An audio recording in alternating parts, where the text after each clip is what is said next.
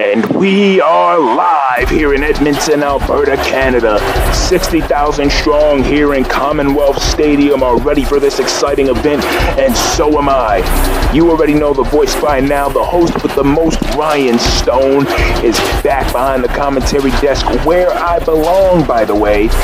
And these fans, as you can probably tell, do not like Dominic Cato at all anymore. Which to me is kind of interesting, considering that Dominic had the Money in the Bank briefcase stolen from him by Deshaun Walton, and truthfully, Dominic has every right to be upset.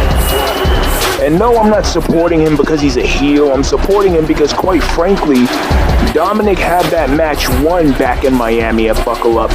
And had it not been for Walton coming out in a mask, stealing the Money in the Bank briefcase, and then cashing in on Rashad Wyatt, who was wrestling a doppelganger Walton, who turned out to be Eric Hale for the World Heavyweight Championship, I believe Dominic Cato would be the World Heavyweight Champion today. Considering the fact that Alessia and Deshaun are no longer running this show, you can bet that there's going to be some rectifying taking place here tonight. Dominic surely is pissed off, especially considering that he also attacked Deshaun in a so-called undisclosed location over in Vancouver, Canada, not too far from here. But let's hear what Dominic has to say, because quite frankly, I'm sure he has a lot to say on this matter.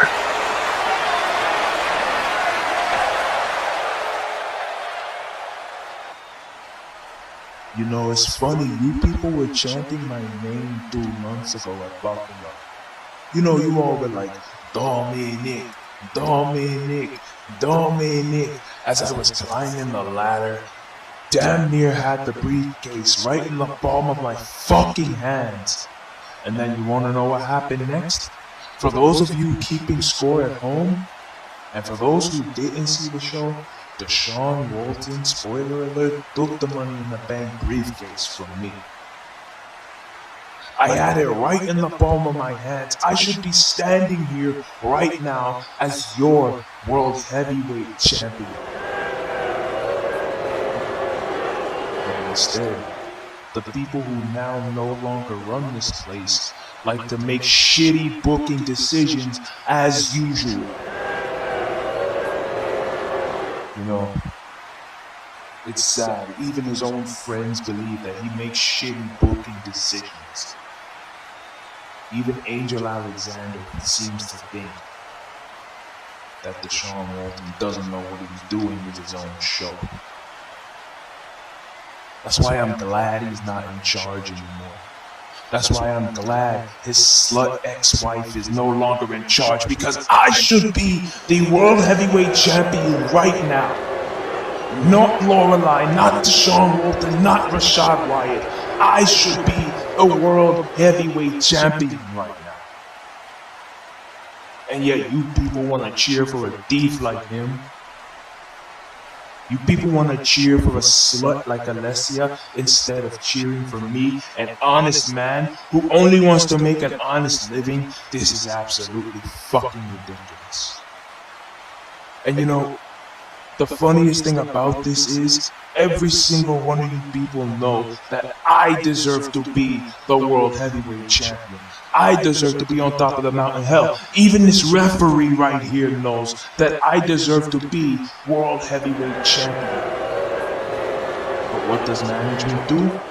They just let things slide as per usual around here, because they don't care about how this show is ran. So if one of these goddamn new owners doesn't come out here right now and rectify this situation, I will tear everybody in this building's head clean off of their fucking shoulders. Now somebody come out here and rectify this now. And as I said earlier, Dominic is justifiably upset. He's justifiably pissed off.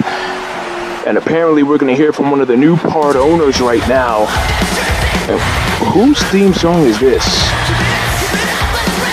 I'm not sure whose song this is, but apparently we're going to be hearing from somebody. Wait a minute. Who's this coming out of the smoke here? Man, the anticipation is building up for this new era in Ring of Valiance Wrestling with all these new owners. And wait a minute! It's Eric Hale, one of the new part owners of Ring of Valiance. Oh man, I'm sure that this guy's gonna have a lot to say to Dominic now.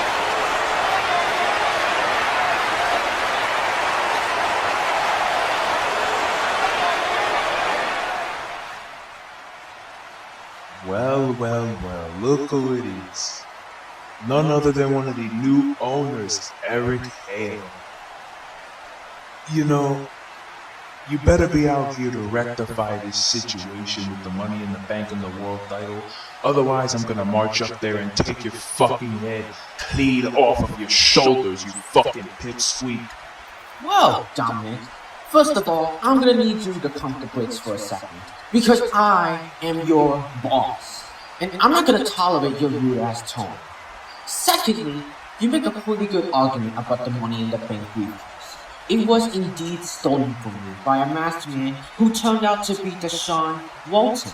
And he indeed took your opportunity to cash in and become World Heavyweight Champion. And he did it so out of selfishness and greed.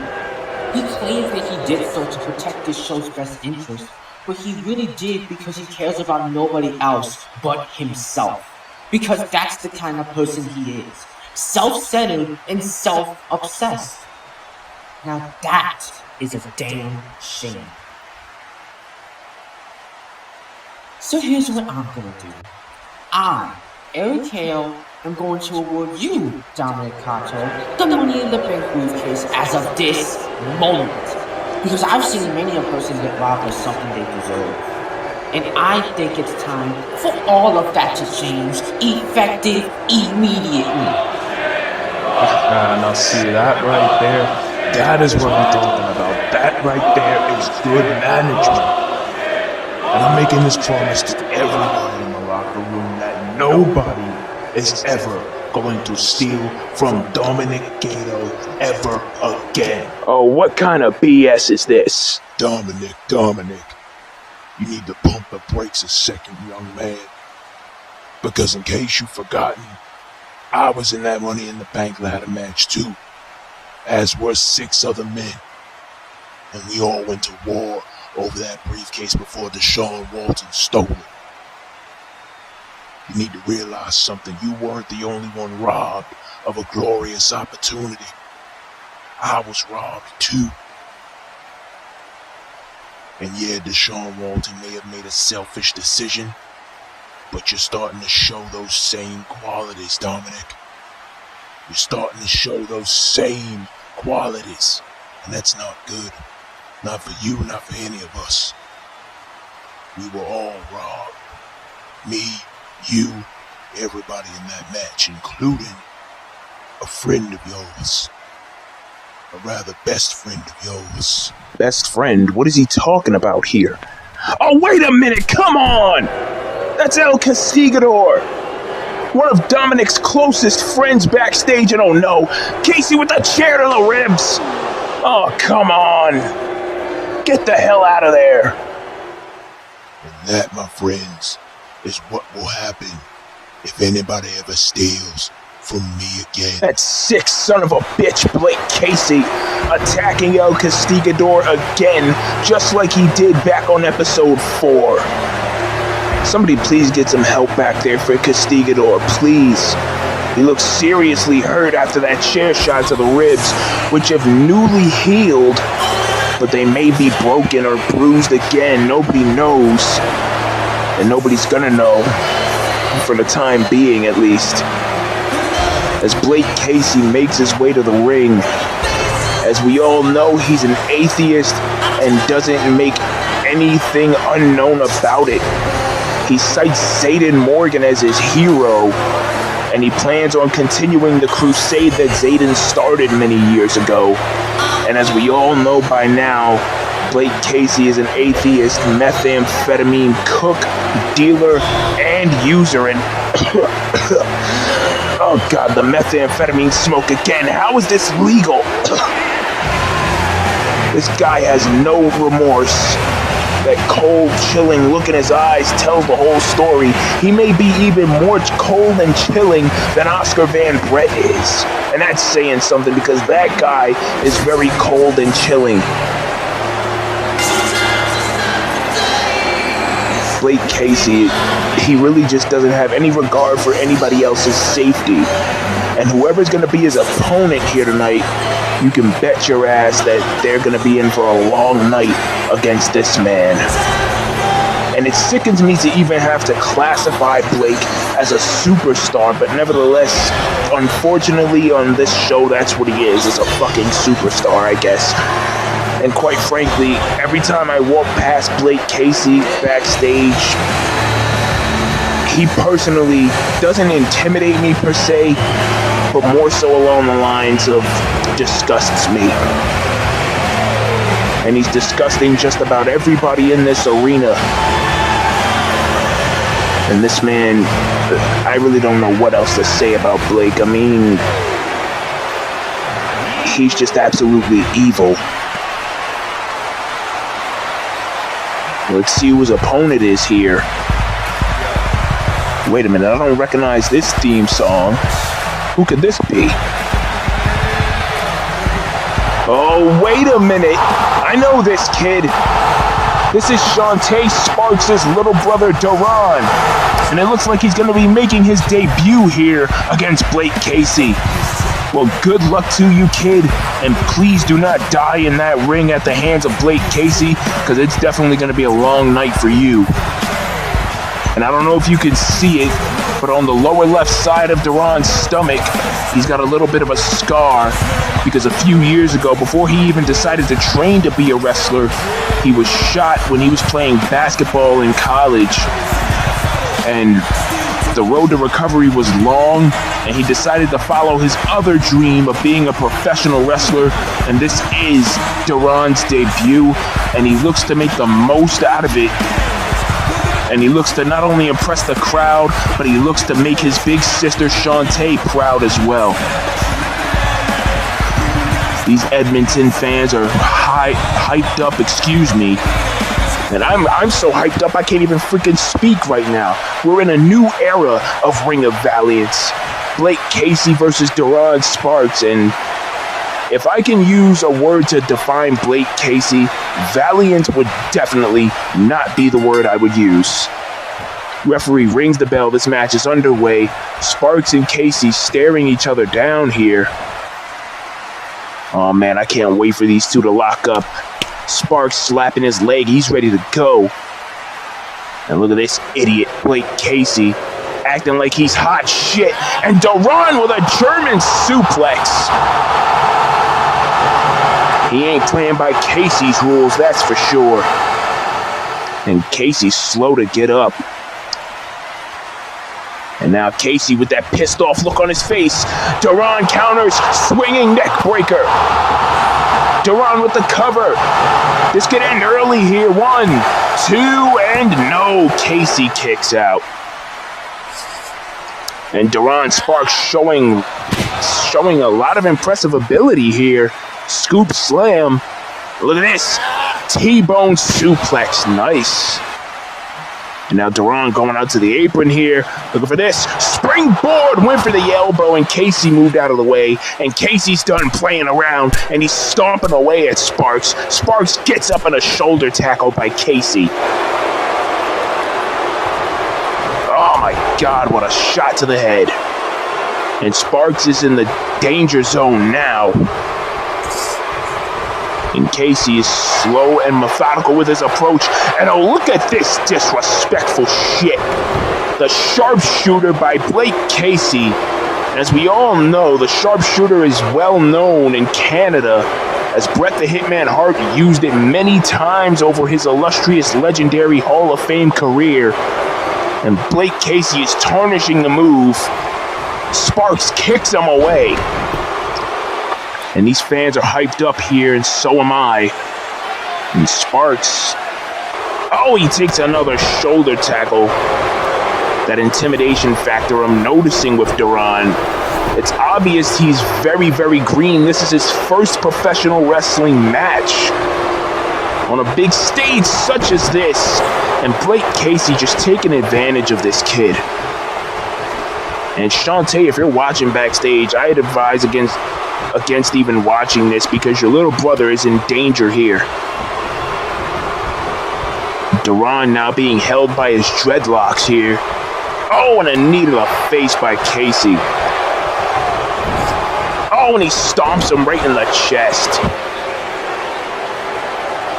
And I'm being told in my headset that Castigador has been taken to the trainer's room. Casey with a kick to the sternum. Casey off the ropes. Throws Duran over the top. Oh, and he spears him to the floor. And Blake Casey, the cocky, arrogant, cold and chilling, as I said earlier, son of a bitch that he is. I'm telling you, he has no remorse for anybody else's life, and he gets thrown into the stairs, does Duran Sparks. 3! Referee now at a count of 3, and the new rule in Ring of Valiance is that countouts now go up to 20, so these men can stay outside the ring as long as they want to, but I think Duran is going to want to get back in. Snake eyes on the stairs. 5! My God.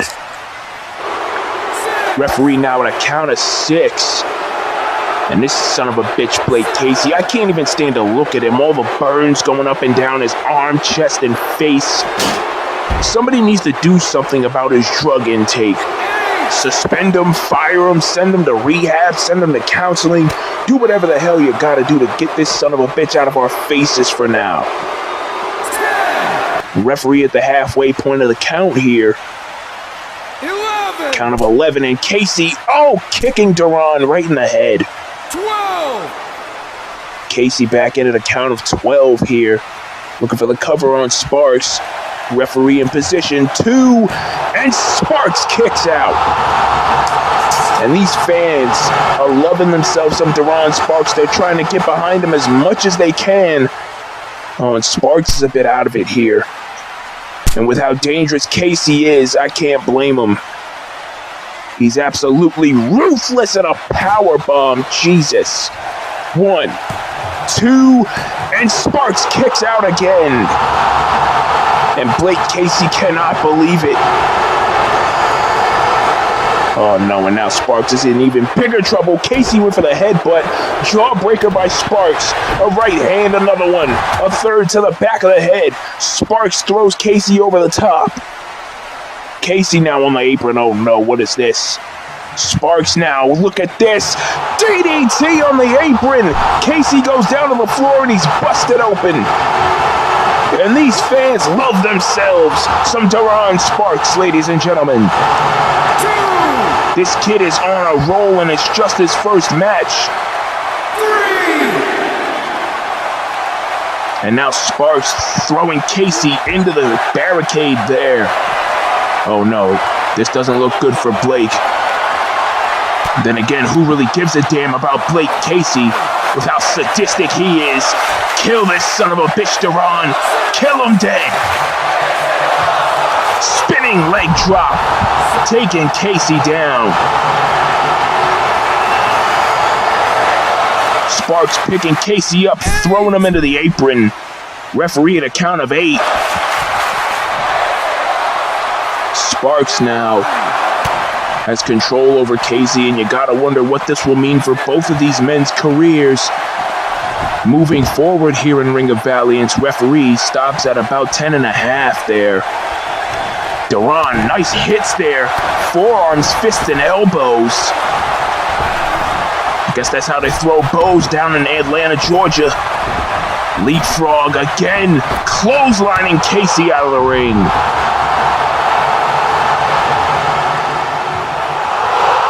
These people absolutely love this kid. He is on fire. He's almost like a Cinderella story come to life. Duran now going after Blake Casey. Casey struggling to get to his feet. All the drugs he does, it's taking his energy down quite a lot. Somebody really does need to get Blake Casey some serious help. Counseling, rehab, whatever he has to go through. Just to make him a healthy man. Casey countering the neck breaker there.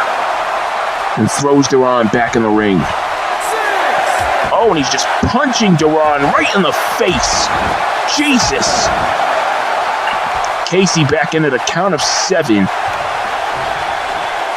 And now he's just going after this kid's knee. Oh my God. That'll shatter a kneecap if you hit hard enough. Casey now in firm control, punching this kid in the back of the head. Oh my God, again, Shantae, if you're watching, please look away. Because your little brother is in trouble here. Oh, and he stomps him in the chest again. My God.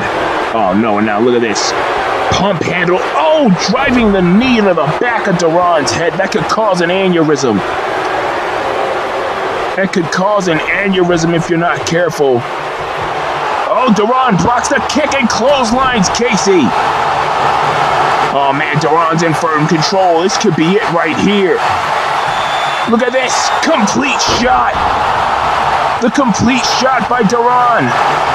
Duran Sparks with the cover too. And he just beat Blake Casey. Duran Sparks with his first professional win. And on our return show, no less. Oh man, Duran is loving it. He's feeling himself right now. And what's this? What's he going for over here? Oh baby, he's got the cup of lean. He's ready to party. And look at this kid. Look at this kid doing the shoulder shake. I love this. You definitely got to wonder what this kid is going to have to experience moving forward here. Congratulations to Duran Sparks, celebrating a victory. And wait a minute, Casey from behind, German suplex. Oh my God. Dropping Duran on the back of his head. Oh God. This merciless and vicious attack. Somebody get out here and stop this man. He's gonna kill this kid. Casey throwing him in the corner in a clothesline. This drug-infused rage of Blake Casey, the methamphetamine usage that he does, it's just absolutely too much, to the point where now he's got to attack this young, talented, bright future superstar in Duran Sparks. And it's safe to say that Blake Casey is the biggest sore loser in wrestling history. My Jesus. Come on, Blake, you've done enough. Get the hell out of here, another clothesline. Absolutely disgusting. This is not what Ring of Valiance is about. Oh my God. Dropping him on the knee again. Absolutely freaking ridiculous. Oh my God, somebody get out here and stop this. He's gonna kill this kid. Blake Casey with the overdose powerbomb. Oh my God, Duran may have a broken back. Yeah, I'm sure you're proud of yourself, Blake. Get the hell out of here. Sick son of a bitch. Can't even stand to look at him. Oh my God, and look at this. Even our social media correspondents are running away. Absolutely disgusting actions by Blake Casey. That man makes me sick. Somebody's got to do something about him. Sooner rather than later. And Duran now struggling to get to his feet. Absolutely disgusting actions by Blake Casey. No, Percy, for the last time, me and Penelope are not helping you anymore. You can't win with us on your team. So there's no way in hell you're ever going to be able to win on your own. I know that, Phoebes. That's why I'm asking you girls for help. You're my sisters, for Christ's sake. I can't win without you two. I can't. There's no way I'm going to be able to beat a monster like Olga in that ring tonight. Yeah, well, you should have thought about that before you became the loser of the family. I mean, you're the eldest of us sisters. So until you get your act together and win a match on your own, me and Penelope are gone. We are not coming back until you win on your own. Oh, come on, Phoebes, don't be like that. No, Percy. We're done. Apparently there's some family drama going on between the Abramo triplets. I guess Phoebe and Penelope consider Persephone the loser of the family, but who knows what Persephone's capable of. But coming up next here at Revival, it's going to be Mikey Colt challenging Donnie Octave for the Ring of Valiance Jacanamex Championship. Now again, the rules of the Jacanamex Championship are simple. Only people who are from Japan, Canada, America, and Mexico are allowed to compete for that championship. And here comes Edmonton's own Mikey Colt. This man was last seen at Buckle Up, excuse me, I'm stumbling over my words here. He was last seen at Buckle Up in that Battle Royal for the 16 New Superbs Championship. Thank God that title is dead. And he unfortunately didn't get the victory that night, but he showed a lot of promise. And this match here was booked for the Jacanamex title between himself and Donnie Octave, who I'll get to in just a second. Mikey Colt, he's definitely looking forward to showing his hometown crowd what he can do. He also lives in Juneau, Alaska, which he emigrated to from Edmonton. This man is ready to put on a hell of a clinic here tonight. And Donnie Octave making him wait a little bit. And Donnie Octave, the Jacanamex champion, he won that title from Angel Alexander, who isn't Japanese, Canadian, American, or Mexican, but somehow he was allowed to compete for that championship with a green card, and now Angel is apparently a citizen of the United States. And again, I hate to repeat myself, but if I stumble over words, I'm sorry. That's just how I commentate when I'm excited about an event. But yeah, Donnie Octave beat Angel Alexander, and he was revealed to be Deshaun Walton's attacker. We all thought it was other people like Seth Royce and Shannon Silvera, amongst others, but when Donnie Octave revealed himself at Buckle Up to be the attacker of Deshaun Walton, dating back to Salvation Lies Within, all the way up until the Cyber Fam Day review event, we were all shocked and thrown for a loop when this occurred. And I don't know what Donnie's motive is for attacking Deshaun, but quite frankly, if Buckle Up is any indication, things could go from bad to worse for Deshaun and from good to better for Donnie. You know, quite frankly, Donnie is definitely one of the best wrestlers in the world.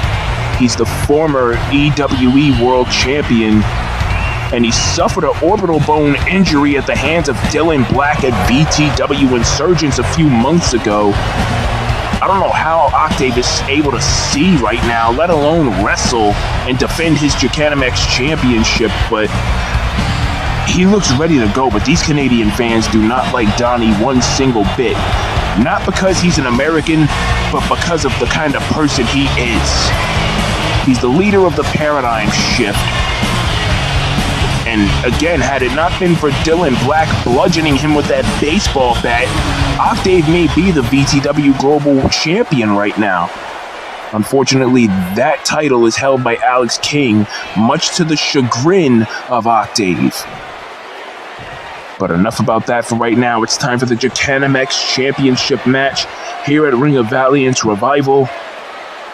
Mikey Colt, he looks ready to go. He's got that intense look in his eyes. One of his best friends, Ignatz, couldn't make it to the show tonight because of legal restrictions. And Mikey is also wrestling to honor his mother, who does have leukemia, and she's still fighting. And Donnie is just, he's got that furious, almost stoic look on his face. But I can tell you, I've seen him compete in other organizations, as I said before, and Donnie Octave is no slouch. I first heard about him in ROX when he battled Desmond Cruz at Victory Lane for the ROX World title. And Donnie has come a long way since then. Could he be looking at that Gigantamax title for the last time, or will he be able to hold on to it for one more night?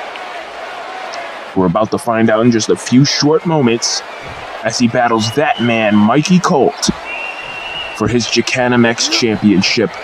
Referee rings the bell. This one is underway, and these fans love them some of their hometown boy, Mikey Colt. And obviously, they do not love Donnie Octave at all. Octave showing off, and Mikey spears him. Mikey spearing Donnie Octave. This one could end in a hurry. 1, 2, and no. I thought that was it. And so did this crowd, but Donnie Octave, like I said, he's not a slouch in the ring. He's very resilient in his own right. And now Mikey Colt going to work on him in the corner. Remember, Donnie Octave has faced people like Desmond Cruz in that ring. Mikey is about the size of Desmond Cruz, if not a tiny bit shorter. Yeah, I guarantee if Desmond was here right now, he'd probably take Octave's head off. Backbreaker. And speaking of Desmond, the man he faced on Unite Episode 1, Virgil Snow, is going to be defending his Universal Championship in the main event tonight against Tom Doyle in what's sure to be a classic matchup, and there's no love lost between those two. Octave escapes the armbar. Oh, and a lariat.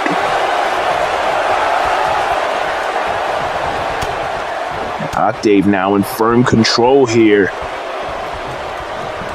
Throwing Colt, bringing him back with a side headlock takedown.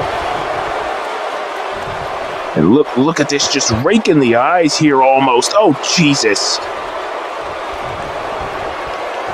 You can tell Donnie will do anything to win. Oh, no. He'll do anything to win. Shades of Duran and Blake earlier. DDT on the apron. Oh, and look at this. And look, oh my God, Donnie Octave, he's real arrogant. That's the best word I can use to describe him, and that's just putting it mildly. Whipping Colt into the apron, or the barricade rather. And now Donnie throwing him back into the ring, referee at a count of 4. Remember, in normal matches like this, Ring of Valiance will be administering a 20 count, and Mikey Colt kicks out before the count of 1. And now Octave just yanking at the left arm, my God. Trying to rip the arm out of the socket and give Colt a concussion. And now he's going back to raking the eyes, Jesus. Back elbow here, forearm now by Octave. Octave throwing Colt into the corner. Oh, look at this cocky bastard. Oh, and a drop kick. Oh, but you can't deny the results. Nice drop toe hold there. Oh, and a back rake going old school there. And another drop kick by Donnie. Octave with the cover, 2, and no. Colt kicks out this time at 2. You can tell that Colt is being worn down by these attacks here by Octave. Look at this. Knee to the face and a discus lariat. And Donnie Octave showing what he's made of, just taking his time with Mikey. Oh, look at this. Wait a minute. Oh, nice lariat. Almost a bitch maker, if you will.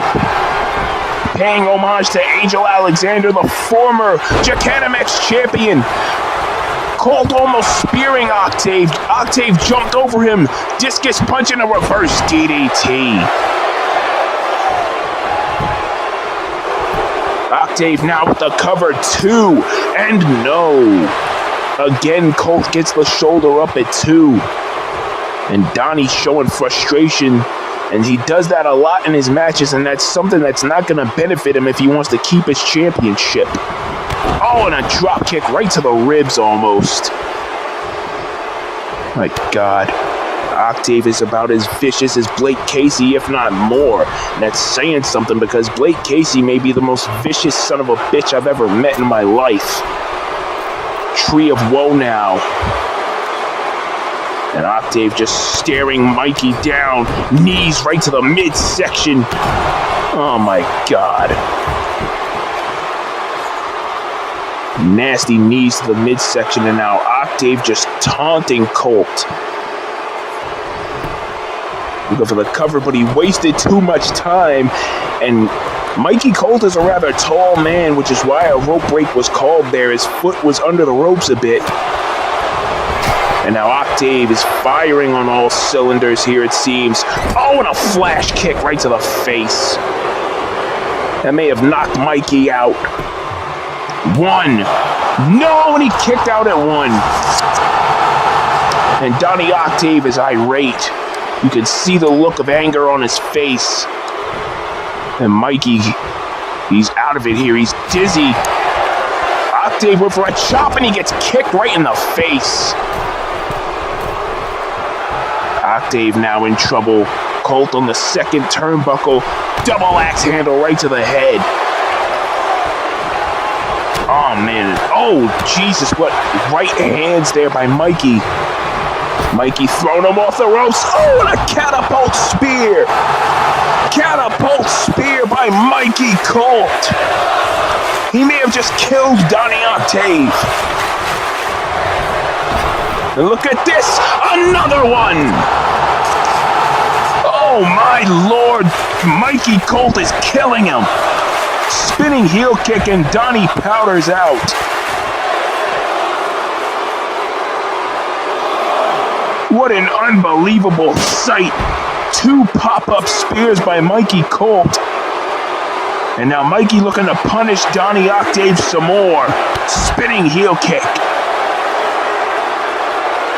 He's doing it for his Canadian people, is Mikey. And now Mikey, backbreaker. Octave is in serious trouble. Mikey has him up. And look at this. Oh, a powerbomb on the floor. I thought he was going to powerbomb him on the apron there, but Mikey figured that powerbombing him on the floor would do a lot more damage. Mikey showing some love to the fans, sliding back in the ring. Octave now back up on his feet.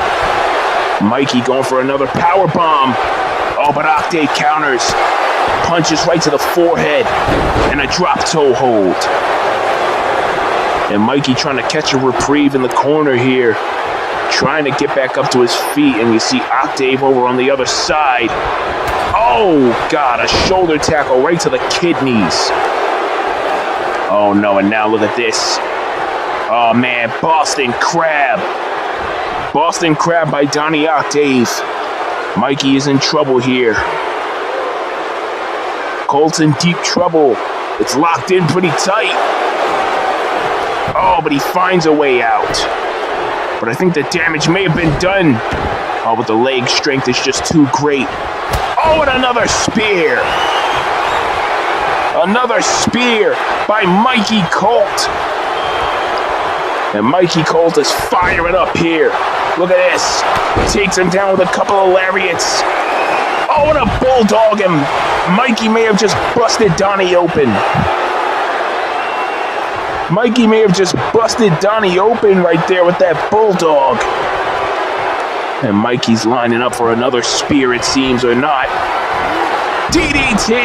Impaler DDT by Mikey Colt. And now Mikey trying to drag Donnie away from the ropes so he can get the proper cover. Or is he? Oh no, he's setting up for that spear again. Setting up for the spear! And a DDT by Octave. Oh, and a discus lariat, my God. Turning Mikey Colt inside out. And now Octave trying to come back.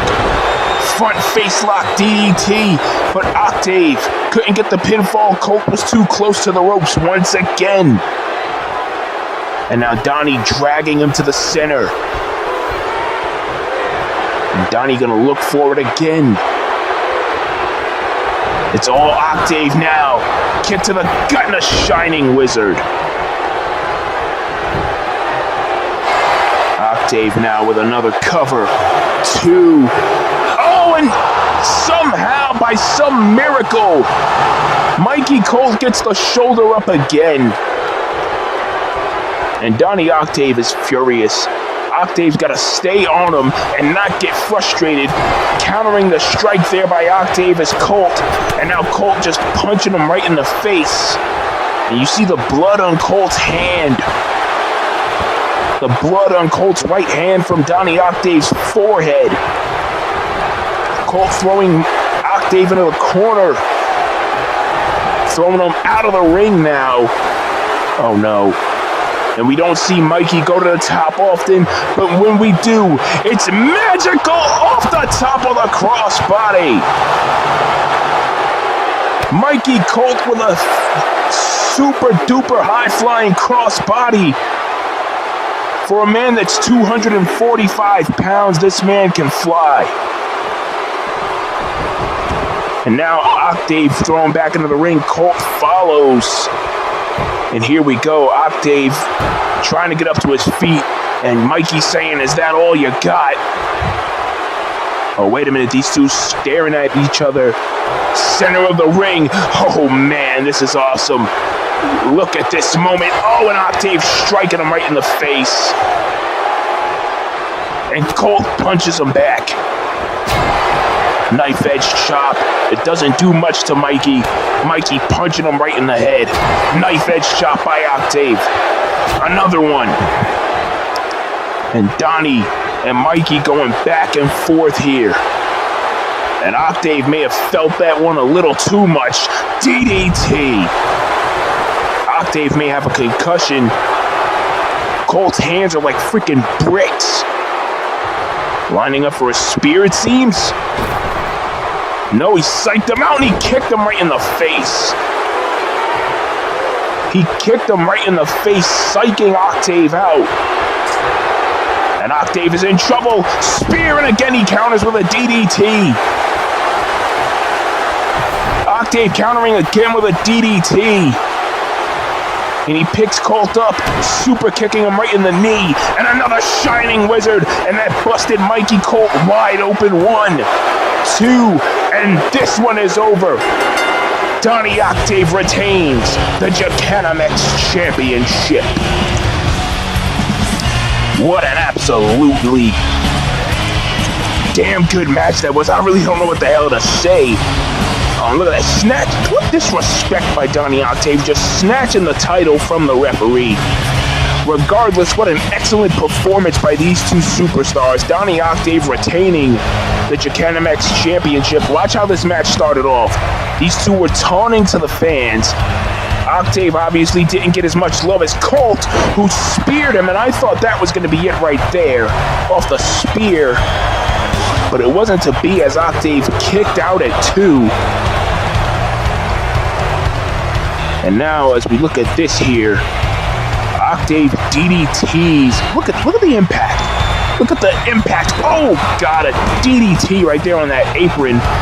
And the arrogance of Donnie Octave on display for that moment. Look at that front face lock DDT countered into a variation of the bitch maker by Mikey Colt. And then Mikey went for the spear and Donnie leapfrogged over him and hit a discus punch. And then a reverse DDT. Colt didn't know where the hell he was for that split second. And Donnie almost had him right there off of that pinfall. And Colt came back with this flurry of offense, and this is what busted Donnie Octave open with that bulldog. My God. But it all ended with this right here. off of that second spear counter, the kick to the knee, followed by the Shining Wizard. 1, 2, and that was all she wrote. Take nothing away from Mikey Colt, but it just was not his night here tonight at Revival. Congratulations are in order for Donnie Octave, who is still the Jacanamex champion, and yet again the disrespect, taking the title from the referee in such a disrespectful fashion. But you gotta wonder what's next for Donnie Octave as he moves forward. I'm ready to shine. Yeah. I want my close-up, baby. Yeah. Yo, here we go. I've been sitting here waiting for so long, watching your weak moves, you're not that strong. Now I'm ready to prove the world wrong. Give me the stage and let's go.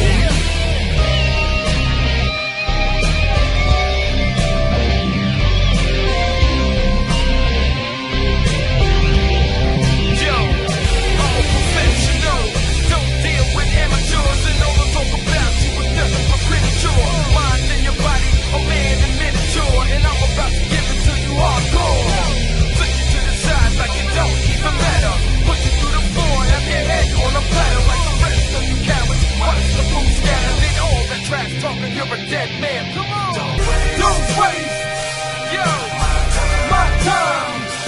Give me the spotlight, cause this is my night, and I'm gonna shine. Don't waste my time. I've done paid my dues, I won't play the fool, this is mine, and I'm ready, man. Don't waste my time. Give me the spotlight, cause this is my night, and I'm gonna shine. Don't waste my time. I'm gonna pay my dues, I won't play the fool, this is mine. Don't waste my time. Give me the spotlight, cause this is my night, and I'm gonna shine. Don't waste my time. I'm done paying my dues, I won't play the fool, this is mine, and I'm ready. I've been sitting here waiting for so long, watching your weak moves, you're not that strong. Now I'm ready to prove the world wrong. Give me the stage and let's go.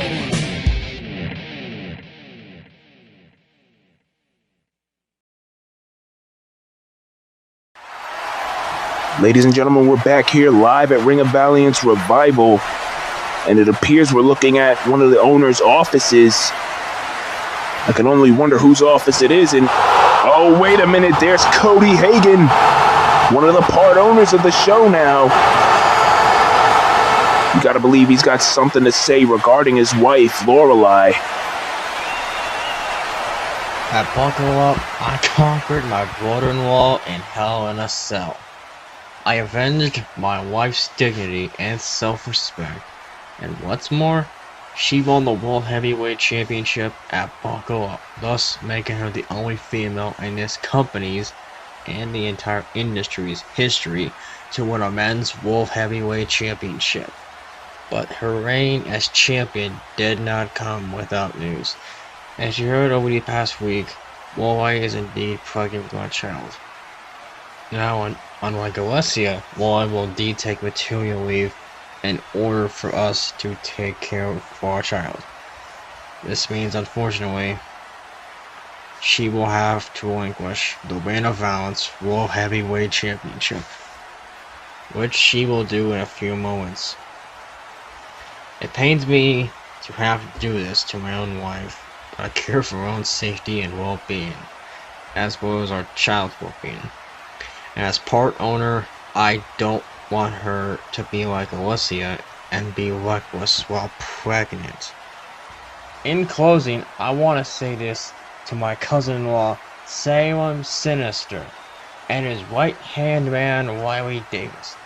At Buckle Up, that was a slick move you two tried to pull when you assisted Gilbert, but it still wasn't enough to put me down. Should you even think about Taking interfere in my match with Gilbert, which will be waged on for the World Heavyweight Championship. I will unleash hell on you like no other. I will put you 6 feet deep under. And Gilbert, this is the tiebreaker between us. I guarantee you that I will not lose, but you better bring your fucking A-game, brother-in-law, because I'm ready for war. Again.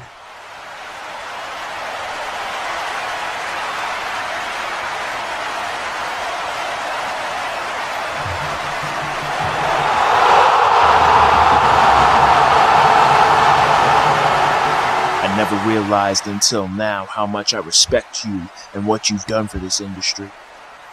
I never realized until now how much I admire and want to be exactly like you. For 10 years I've had a dream of going one-on-one against you in the ring. But now that's gonna remain that, a dream, with you being retired and all.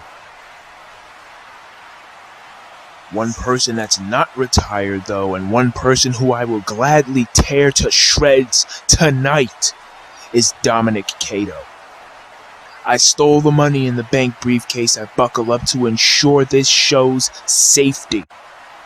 And Dominic and Eric have twisted it around to believe that I stole it out of selfishness.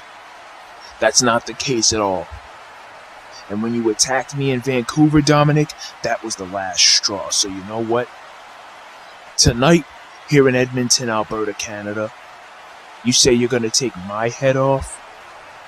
Well, you're going to have to try to beat me to the punch because I'm gunning for you. And I have no problem with tearing your head off your fucking shoulders by any means necessary. Even if that means I have to channel my inner Black Heron. Well, as we all know, Walton and Cato are going to be going at it in a grudge match later tonight. Says he's going to channel his inner BH. We'll have to wait and see what happens later. But in the meantime, though, here comes a woman who, despite the circumstances, made history at Buckle Up. And there she is now, the wife of Cody Hagan, the World Heavyweight Champion, Lorelei. This woman spent the majority of her life in an insane asylum, against her will, might I add.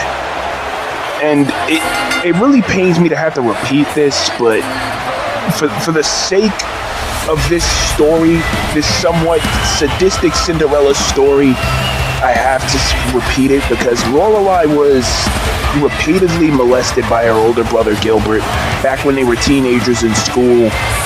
And she had enough of all the abuse and decided one day to cut off the head of his penis and light him on fire, which sent Gilbert to an intensive care unit and sent Lorelei to that disgusting mental asylum, which I had the dubious quote-unquote privilege of visiting this past month. And quite frankly, it was possibly the most disgusting place that you could imagine being in. I really do not know what the hell to say about Lorelei's experience in there, but she's come a long way since then, and she's now the World Heavyweight Champion. But as Cody said, due to maternity reasons, due to Lorelei being pregnant, as her stomach is obviously displaying because she is starting to show, Lorelei is going to have to give up the World Heavyweight Championship here tonight. And it's a sad thing, but she's got to look out for her own health as well as her unborn child's health. And that's what's best for Lorelei right now. So let's hear what the champion has to say. When I was a little girl, I used to dream very big dreams, but I never knew how far my dreams would take me.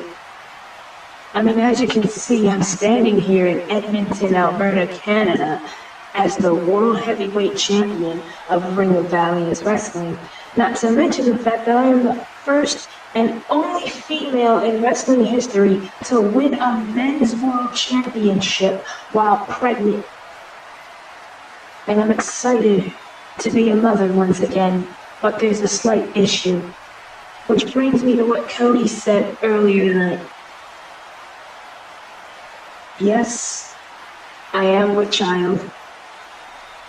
Yes, that means I'm not going to be able to compete. And yes, that also means that I'm going to have to relinquish the World Heavyweight Championship. I know you guys are upset about it, believe me, I am too. But at the end of the day, motherhood comes first. I love this wrestling business and everything it has done for me.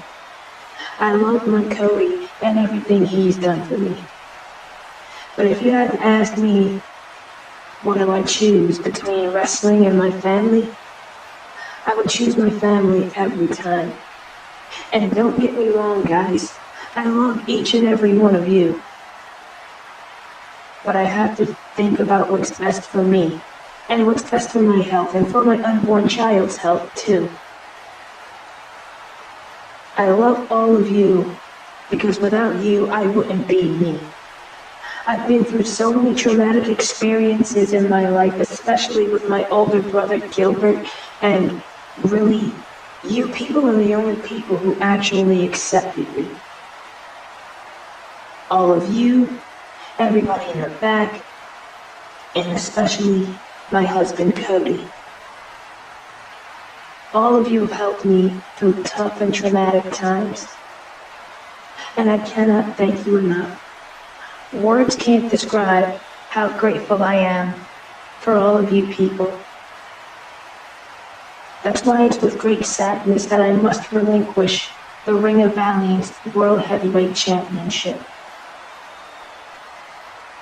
But rest assured, one day, I will be back for my title. And I guarantee every single one of you that I will break ground again and again and again. Because I am not afraid anymore. The World Heavyweight Champion has spoken, folks, and now she's having one last celebration with the World Heavyweight Championship. A short reign indeed, but this woman deserves success more than anybody, especially after all the traumatic things that she's gone through in her life. We wish Lorelei well in her pregnancy, and we hope to see her back again soon. And wait a minute, who the hell is that? Wait a minute, she's got a chair. Look out, Lorelei, oh God! Oh God, right in the stomach with the chair! What the hell is this? That's Holland DeVries. What the hell is she doing? Oh my God, flipping lung blower to Lorelei. This woman is freaking pregnant, for Christ's sake. You sick bitch. Oh God. You sick bitch. What the hell is wrong with you? Oh, Jesus. No, God. Oh, my God. She may have just killed the baby. Oh, my God. Somebody please get out here. Get security, referee. Do something. Stop this, referee, please. What the hell is wrong with Holland? Lorelei is pregnant.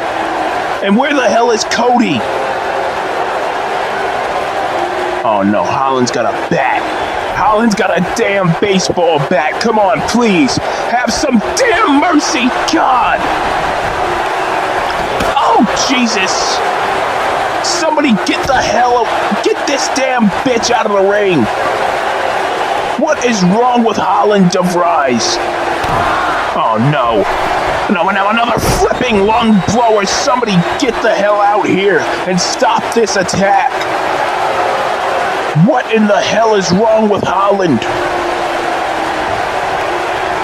Lorelei is freaking pregnant. What the hell? An absolutely disgusting display. Maybe the most disgusting we've ever seen here on this show.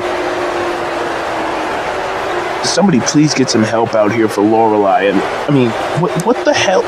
What was that about? Why did Holland do such a thing? Lorelei down on her back. Somebody get some help out here for her, please. I don't even know what the hell to say after what we just witnessed here. Well, coming up next here at Revival, it's Deshaun Walton versus Dominic Cato in a grudge match, and quite frankly, as much as I'm looking forward to this match, we need to get some medical help out here for Lorelei.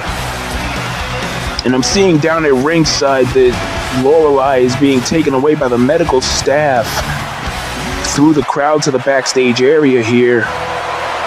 And Deshaun Walton making his way to the ring. And this crowd obviously has a mixed reaction towards this man.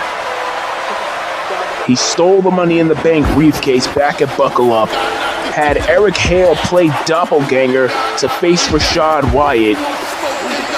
Rashad beat Eric for the World Heavyweight Championship. Walton cashed in on Wyatt to become the world champion, taking a shot at the entire industry in the process. And now, Deshaun Walton, as he makes his way out here,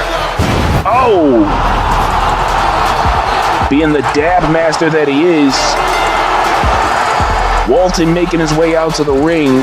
These fans love him and all. Some of them hate him in this arena. But to be quite honest, I can't blame the fans for some of them not liking Deshaun Walton and what he did. But at the end of the day, he had to do what he had to do to protect this show's safety.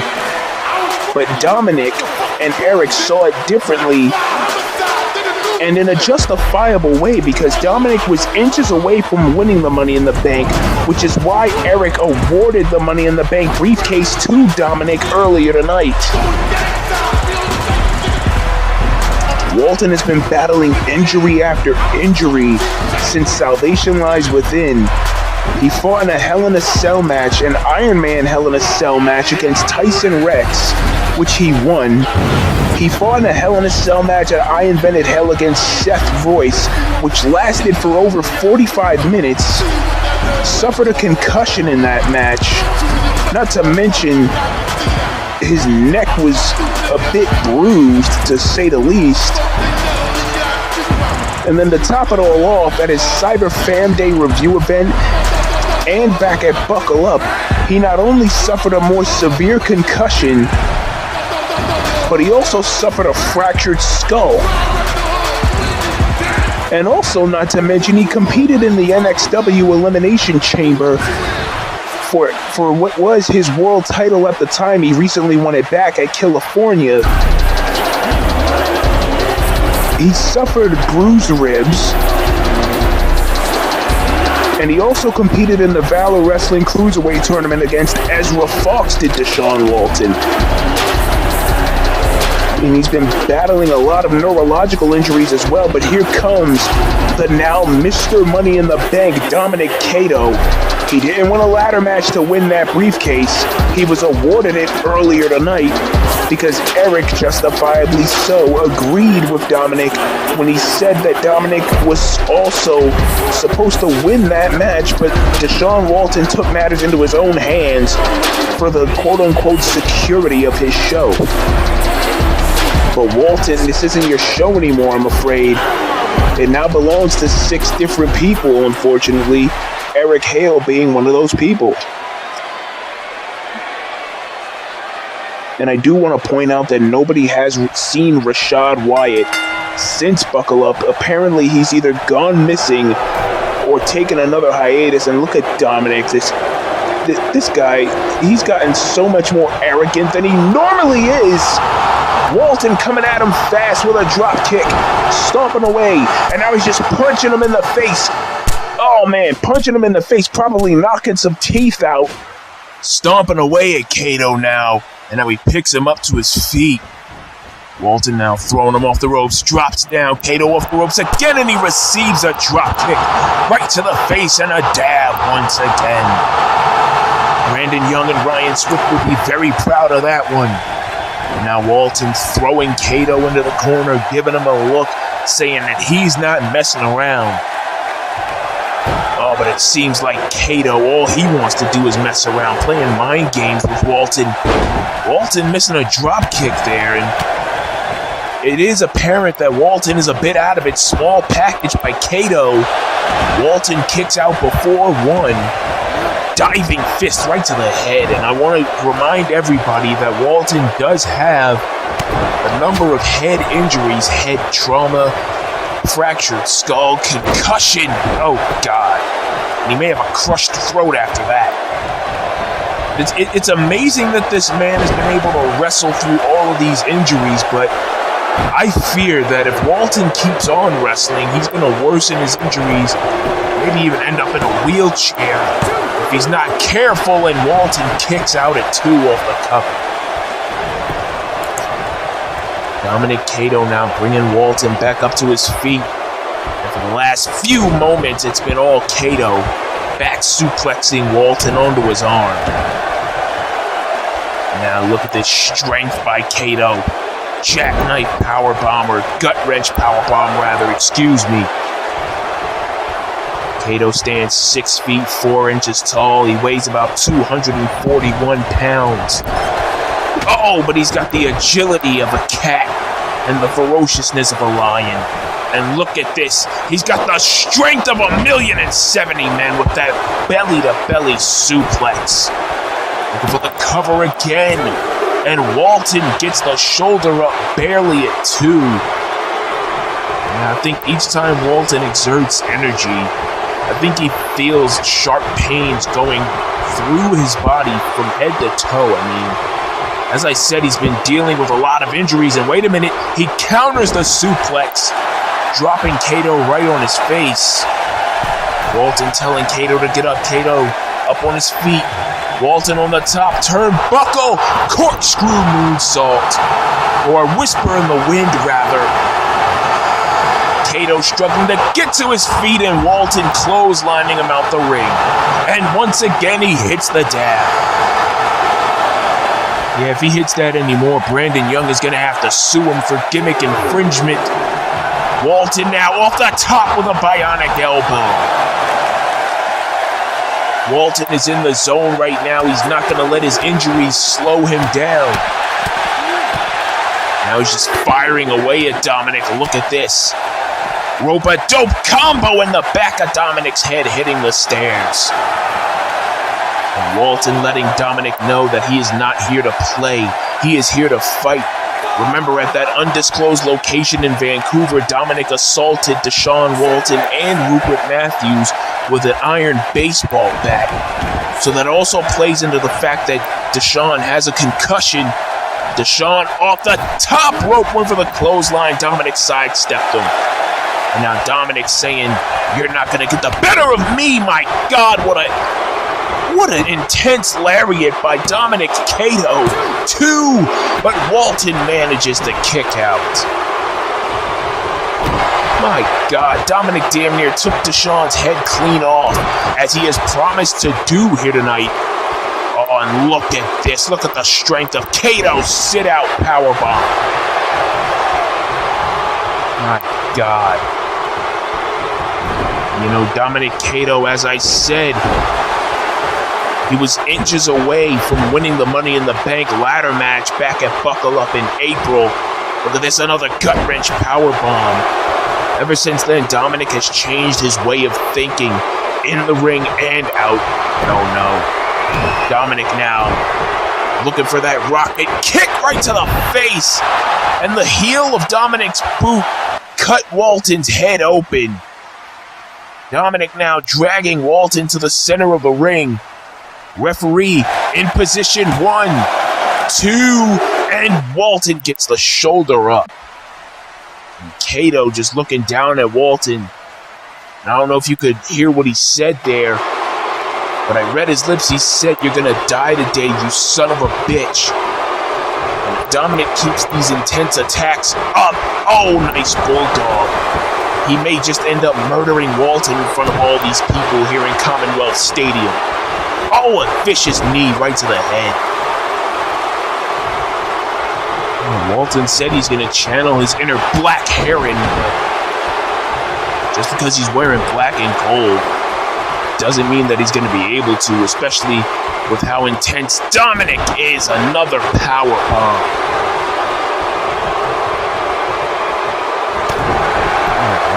is the most intense person in this community. God. Vicious clothesline by Dominic Cato. Black Heron is the most intense person in this industry's history. Right hand by Cato. And a headbutt. Jesus. Yeah, but with the way things are going for Walton right now, I don't know if he's going to be able to channel him. And Cato looking for the kick again, but Walton moved out of the way. Walton with the famouser. Now Walton with the blood going down his face. Fighting with all he's got. Strikes. Sling blade right there. Sling blade by Walton. Walton now on the second turnbuckle. Cato up to his feet. Walton went for a blockbuster, nearly landed on his head, and another lariat by Dominic Cato. Cato has got every right to be upset. He's got every right to be pissed off at Walton for Walton stealing the Money in the Bank briefcase. Back and buckle up, and now a Boston Crab. Boston Crab by Dominic Cato. Yeah, but remember, Blake Casey said he was in that match too with Dominic, and indeed he was. As we all know, we saw Blake Casey attack El Castigador earlier tonight. We still don't have much of an update on Castigador's status other than the fact that he was taken to the trainer's room, and now Dominic Cato gets thrown to the outside. Keep in mind, Castigador is Cato's best friend. Oh, wait a minute. Walton through the middle and top ropes with a tope suicida. Barrel roll-like maneuver. This is awesome indeed. Walton all over the place tonight, thrown into the barricade. And now Dominic hung over the barricade here. Oh no. I know where this is going. Duron Sparks did this to Blake Casey earlier. Look at this. Walton's firing up. Spinning leg drop to the back of Dominic's head. Referee at a count of 4. And remember, as I said earlier, Ring of Valiance now administers a 20 count for superstars who are outside of the ring. Dominic Cato getting his head smashed into the post. Down he goes. Referee now at a count of 7. Dominic rolled back into the ring by Walton. Walton now telling Cato to get up. And the referee, diving clothesline. Referee stopped at a count of 10. Walton back in now, and Walton's fired up. These Edmonton, Alberta fans have been loving this show thus far, and so am I. Back elbow by Walton onto Cato. And Walton now lining up for something big. Running off the ropes. Diving through the ropes, taking Cato out. Suicide dive. And now Dominic Cato rolled back into the ring. Walton simply wants revenge for Cato attacking him, and oh no.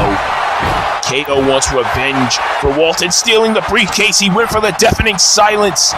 They bump into each other, and another lariat by Dominic Cato.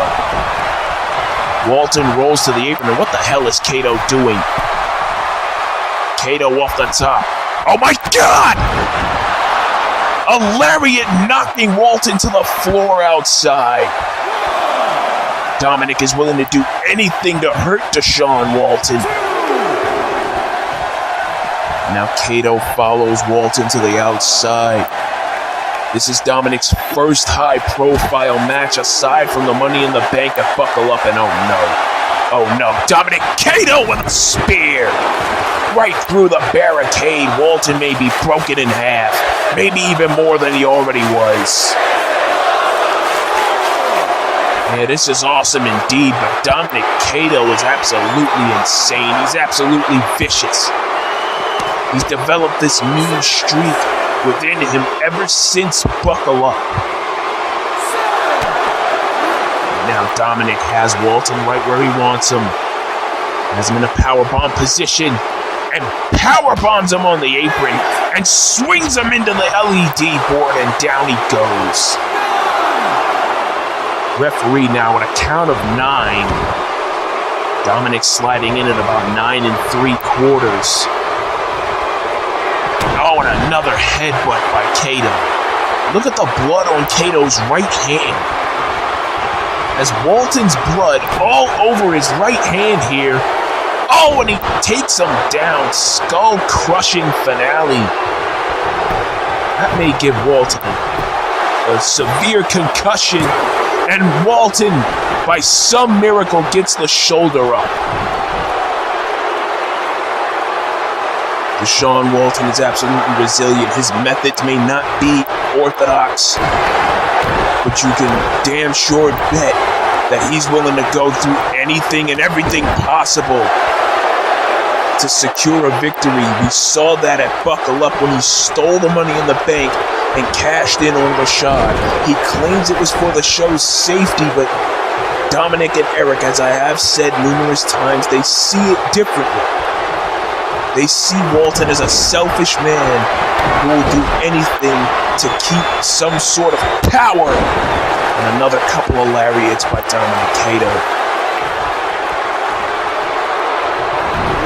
Kato now throwing Walton into the corner, staring a hole right through Walton, psyching him out, and then he hits him with the forearm.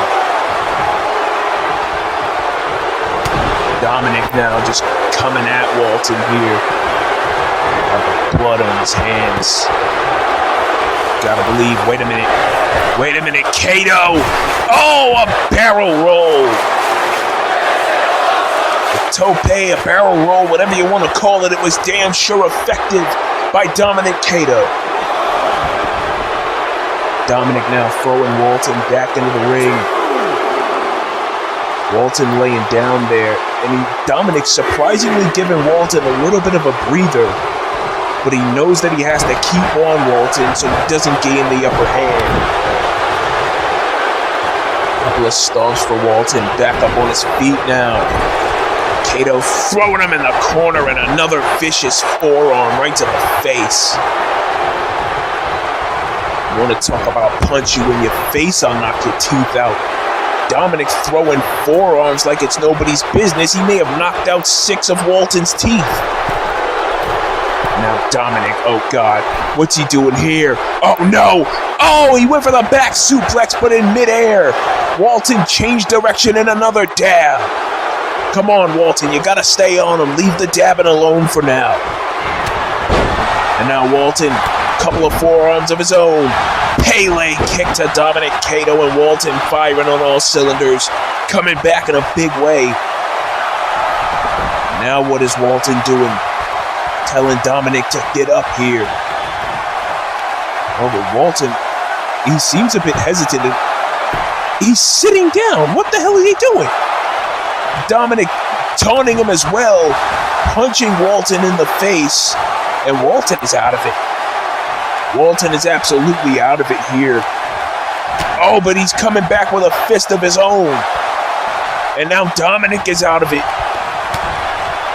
Now Walton, another rope-a-dope combo, punching Dominic right in the face. Walton now off the ropes. Spear! What a spear by Deshaun Walton. Walton now going up to the top turnbuckle. This may be it for him. And what the hell is he waiting for? He should be going for it right now. Oh, but he wants to wait for Dominic to get up. He's waiting for him, and an elbow to the spine. And now Walton's gonna go up. But is it too little, too late? The Shmoney Flip, 6:30. Shmoney Flip by Deshaun Walton, going for the cover. 1, 2, and Dominic Kato powers out, and Walton can't believe it. And truthfully, I don't know why he can't believe it, because he took too long to go for the move. Walton telling Kato to get up, and this crowd is all hyped up. Walton off the top, forearm right to the face. And now Walton, look at this shmoney flip off the second turnbuckle, but this time he misses. Dominic had it scouted in a shoulder tackle. And now Dominic lining up for something. And now a Fez press. Fez press by Kato. And I think Kato, he may have purposely not worn any wrist tape or hand tape simply because he wants the world to see Walton's blood on his hands. He wants the world to know that he did this to Deshaun Walton in a headbutt. My God. Kato is absolutely intense, and a skull-crushing finale on the floor. My God. I'll be surprised if Walton doesn't have a damn stroke after this match. And hell, Kato may end up hitting him with the stroke as well. A power bomb on the table. A power bomb on the announce table down there. My God, Dominic Kato is absolutely destroying Deshaun Walton here. And he may have opened Walton up a bit more than he did before. Stomping away at him here. Kato throwing him in the corner. Oh God, look at the blood on his chest now. Kato now putting Walton in the tree of woe.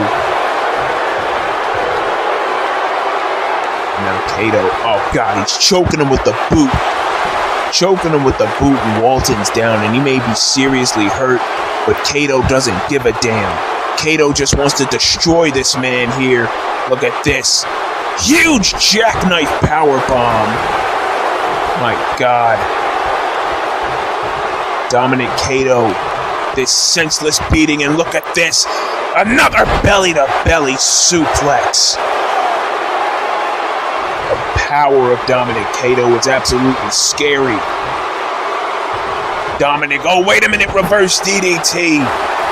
Walton somehow finding a way out of that.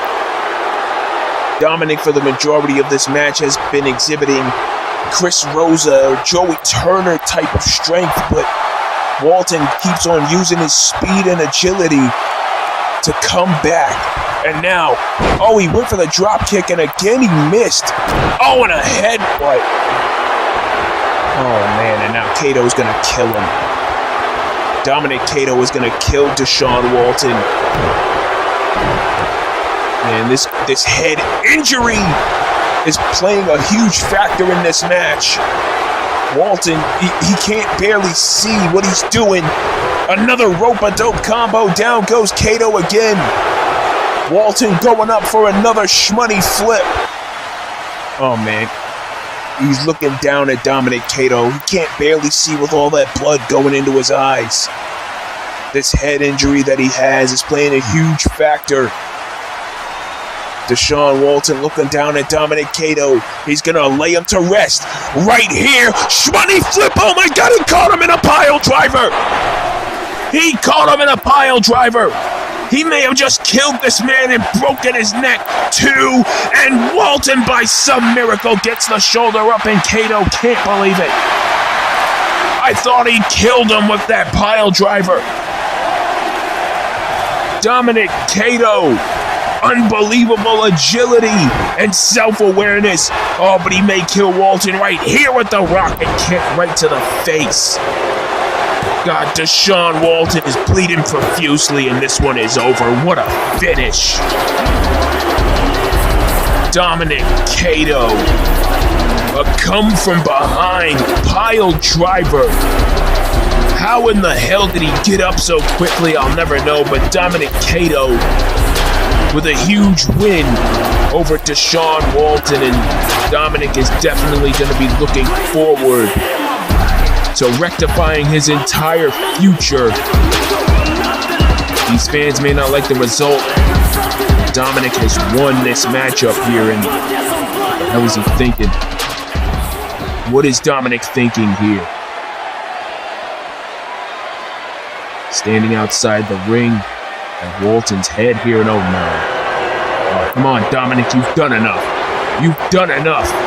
Oh, and a rocket kick right to the face.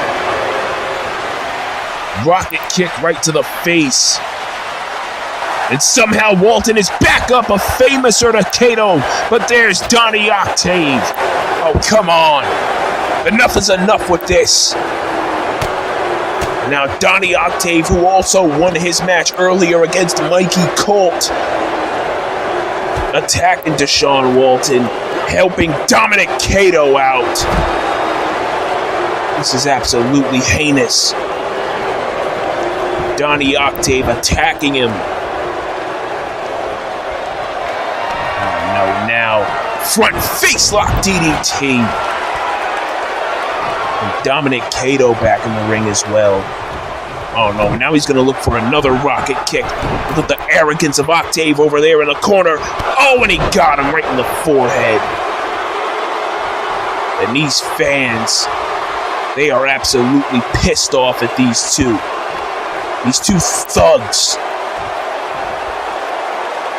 Yeah, Dominic Cato got screwed out of the Money in the Bank. But there's absolutely no reason for this. This heinous attack, and another rocket kick. Oh my God, he may have just dented Walton's head in. He may have just dented Walton's skull. And now Donnie Octave lining up for something. Again with this front face lock DDT. And that may have just busted Walton open even more. Oh my God. And now these two getting on the apron. Only God knows what these two have planned now.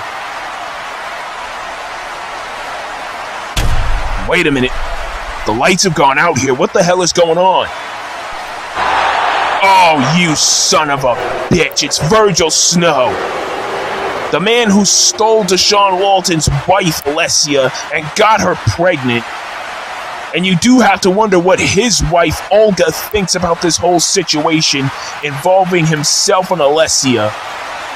And now Walton down on the ground and Virgil looking down at him. And oh no. Octave directing traffic. Cato looking on. Virgil's got him up. This is not good. Stop this! Black ice, my God! The black ice. They have just broken Deshaun Walton into a million pieces. Donnie Octave, Dominic Cato, and the Universal Champion Virgil Snow establishing dominance here tonight. And this image absolutely makes me sick. Oh, God. This is just absolutely disgusting. We have to go to commercial, ladies and gentlemen. We'll be right back.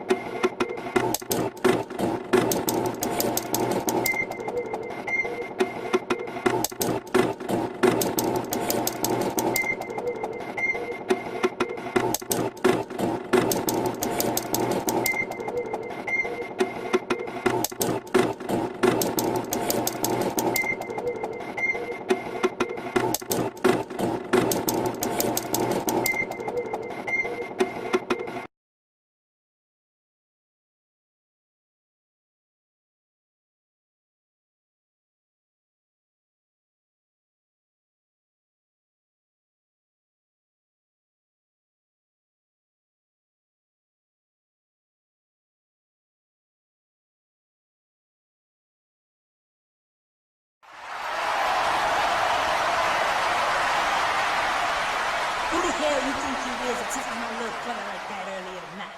What the hell is wrong with you, Blake? What, you mad because you lost a match to him fair and square? Is that the kind of game you gonna play now? What, you gonna throw a temper tantrum and cry like a bitch every time you lose around here? I should fire you for what you did. As a matter of fact, I should also fire you for you doing hard drugs. You ain't got no kind of sense whatsoever. Whoa, Shantae, relax, take it easy.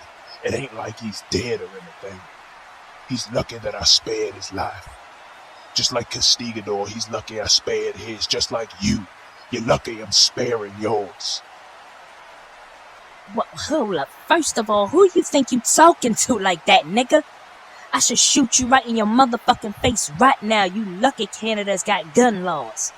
Otherwise, you'd be dead on the floor right now. Oh, really? I'd be dead on the floor.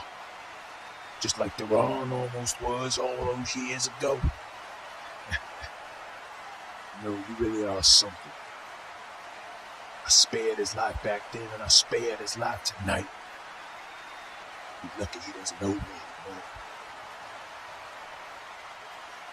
You think you funny, huh? You almost killed my brother back then, and you almost killed him tonight. And you know what? This isn't even a judgment call, Blake. I'm done cleaning up your mess. Fuck you. You're done. You're suspended indefinitely until you can get your act together.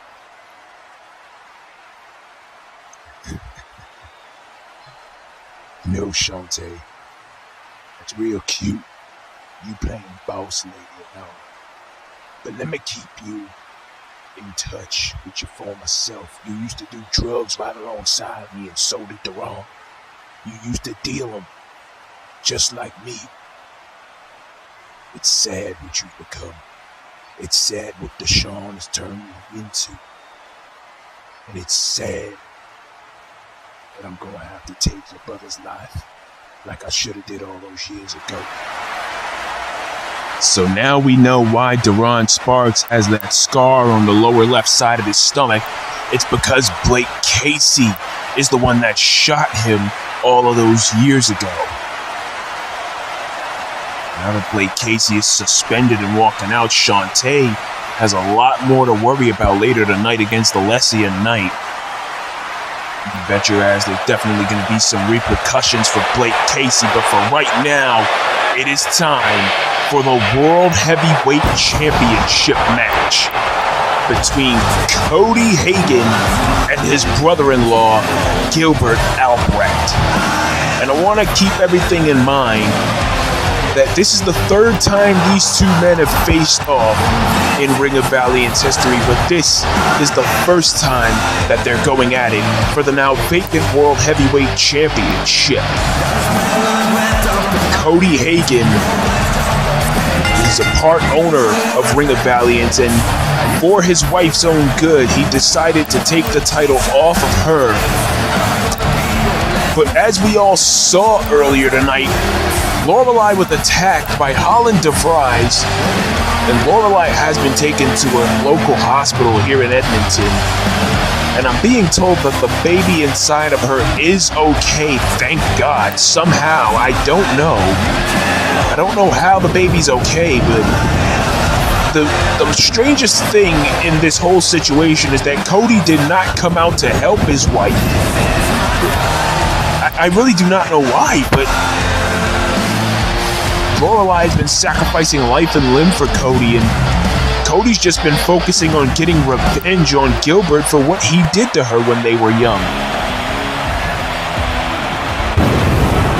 You know what? I really don't know why Cody is giving Gilbert the opportunity to become a world heavyweight champion after the things that this disgusting son of a bitch did to his little sister. And as you can see, he's not coming alone to the ring. He's being flanked by Riley Davis and his cousin Salem Sinister. And you know something? Gilbert may be one of the most sadistic men I've ever seen in my life. But you know, one thing I am noticing right now is that apparently his skin isn't as burnt as it was 3 months ago. It seemed that Gilbert has apparently went to another intensive care unit and got skin grafts, and his skin, although it looks great, God, although his skin looks great, his mindset is still disgusting. It's still sadistic. And these fans just absolutely hate this man, and who can blame them? That's what it's all about right there, ladies and gentlemen. The World Heavyweight Championship. Cody Hagan versus Gilbert Albrecht. The third time these men have fought in Ring of Valiance history. Cody is ready. Gilbert's ready. And as you can see, Riley Davis looking on here. He's Salem Sinister's right-hand man, and look at this demon, Salem Sinister. My God, his presence alone is intimidating. Cody and Gilbert face to face now. Gilbert paying homage to his two cohorts there, and these fans don't like it one bit. Riley and Salem are looking at Gilbert, telling him to give it to Cody. Cody doesn't look the least bit amused at all, and Cody, with a ton of support from these Canadian fans, and Gilbert clotheslining him. My God, and now Gilbert trying to twist Cody's head off. Absolutely sickening display. Gilbert trying to twist Cody's head off, and now he's going in full beast mode. Although beast is an understatement for Gilbert. These men are both at least 7 feet tall. Cody, getting hung up on the damn ropes. Cody is at about a 80-pound weight disadvantage, but that's not going to stop him. Gilbert weighs about 330 pounds. Cody at about 245. But Cody is strong like a bull. And he's got lightning fast strikes. But not fast enough as Gilbert counters that kick. A couple of punches to the face and a huge spine buster by Gilbert. Gilbert is all fired up. He's just ready to beat the hell out of his brother-in-law once again. We all saw back at Buckle Up. Oh, look at this. Snake Eyes by Gilbert. We all saw back at Buckle Up. Lorelei came in the middle of the match to help her husband out when she pile drove her older brother in the middle of the ring. A pile driver that was so seismic. What a kick. A pile driver that was so seismic that it knocked the referee down in a side slam. But after what Holland did to Lorelei earlier tonight, I think it's safe to say that Gilbert doesn't have to worry about any interferences. Cody is going this alone, whether he wants to or not. Fireman's carry by Hagen. Hagen off the ropes, kicking Gilbert in the chest. Gilbert doesn't go down. Kicks him in the chest again. Gilbert on the ropes. Cross body to the outside. And Cody Hagen. This Edmonton crowd is firmly behind him here in Commonwealth Stadium. Gilbert thrown into the barricade. And again, the referee is administering a 20 count as per the new rules of Ring of Valiance. Gilbert thrown to the other side of the ringside area here. And he gets thrown into the stairs. And this crowd just absolutely fired up. Referee at about 7. Gilbert kicked in the chest again. Fez pressed by Cody. Cody is just all fired up, ladies and gentlemen. This man wants to honor his wife. I really do not know why he didn't come out to help her earlier. But regardless, Cody is fully focused, but he missed that attack there. He may have blown out a knee. Gilbert now has Cody back up on his feet. Cody thrown to the apron and, oh God. Oh no, I know where this is going. Gilbert with a DDT on the apron. And Cody is bleeding. Cody Hagen is bleeding profusely here. Oh, look at this. Gilbert displaying some sadistic arrogance in front of his brother-in-law, with his cousin standing right behind him.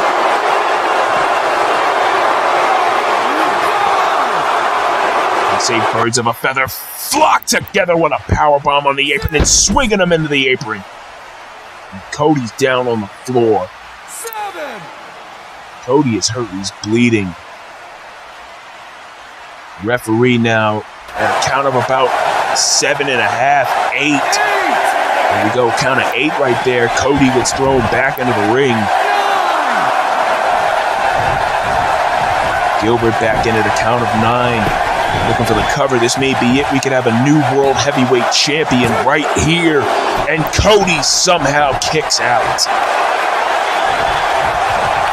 I'm still awestruck by the fact that Gilbert's skin is completely healed. I guess he immediately went back to Frankfurt, Germany, go to a specialist to get his skin completely healed once again. Looking like his old former self back before Lorelei burned him.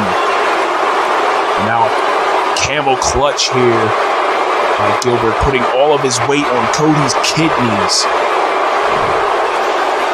Cody, though, finding a way out, tripping Gilbert up. But he may have exerted a lot of energy with that, but he comes back with a fence press. All Cody wants to do is avenge his wife's dignity and self-respect. But maybe trying to avenge his wife's self-respect is going to be her penultimate downfall. Flying elbow to the back of Gilbert's head. And again, the agility of Cody being shown here, but also his bit of cockiness.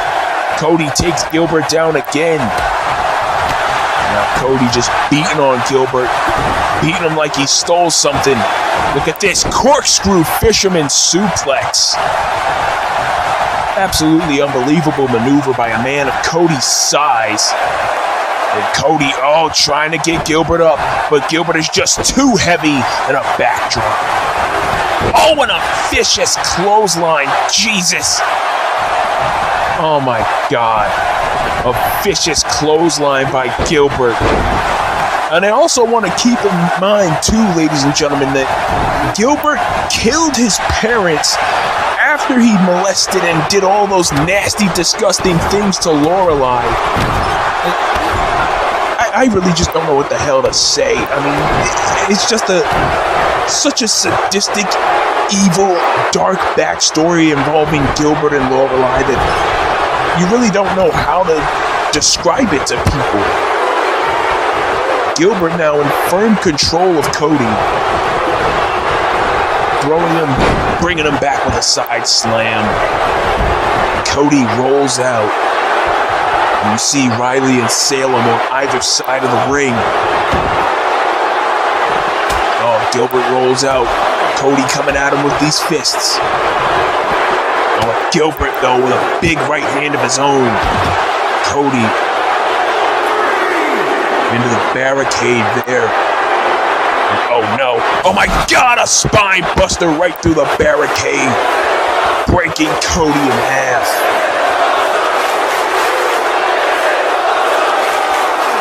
Gilbert is absolutely scary strong. With Gilbert rolling back into the ring. Salem and Riley hounding over Cody.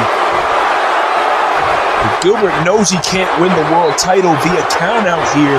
So why the hell is he not going after Cody? Cody kicking Riley. And now a Feds press.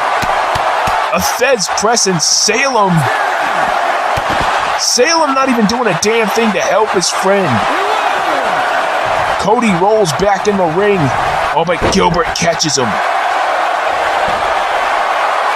And now a trapezius muscle hold here. Gilbert trying to tear the trapezius muscle out of Cody's body. Gilbert now for a choke slam, it seems. He's got him by the neck. He's got him. Got him goozled, and a big choke slam to Cody. Big choke slam to Cody Hagen. That's it. Gilbert, excuse me. Wow, where the hell did I get Goldberg from? Somebody's messing with my damn notes. Jesus Christ, Gilbert almost got the victory. You guys in production are going to have to tell Rupert to stay away from my damn notes. Now Gilbert lining up for something here. Right hand. Oh, and a big boot right to the face. Now he's just stomping away at his brother-in-law.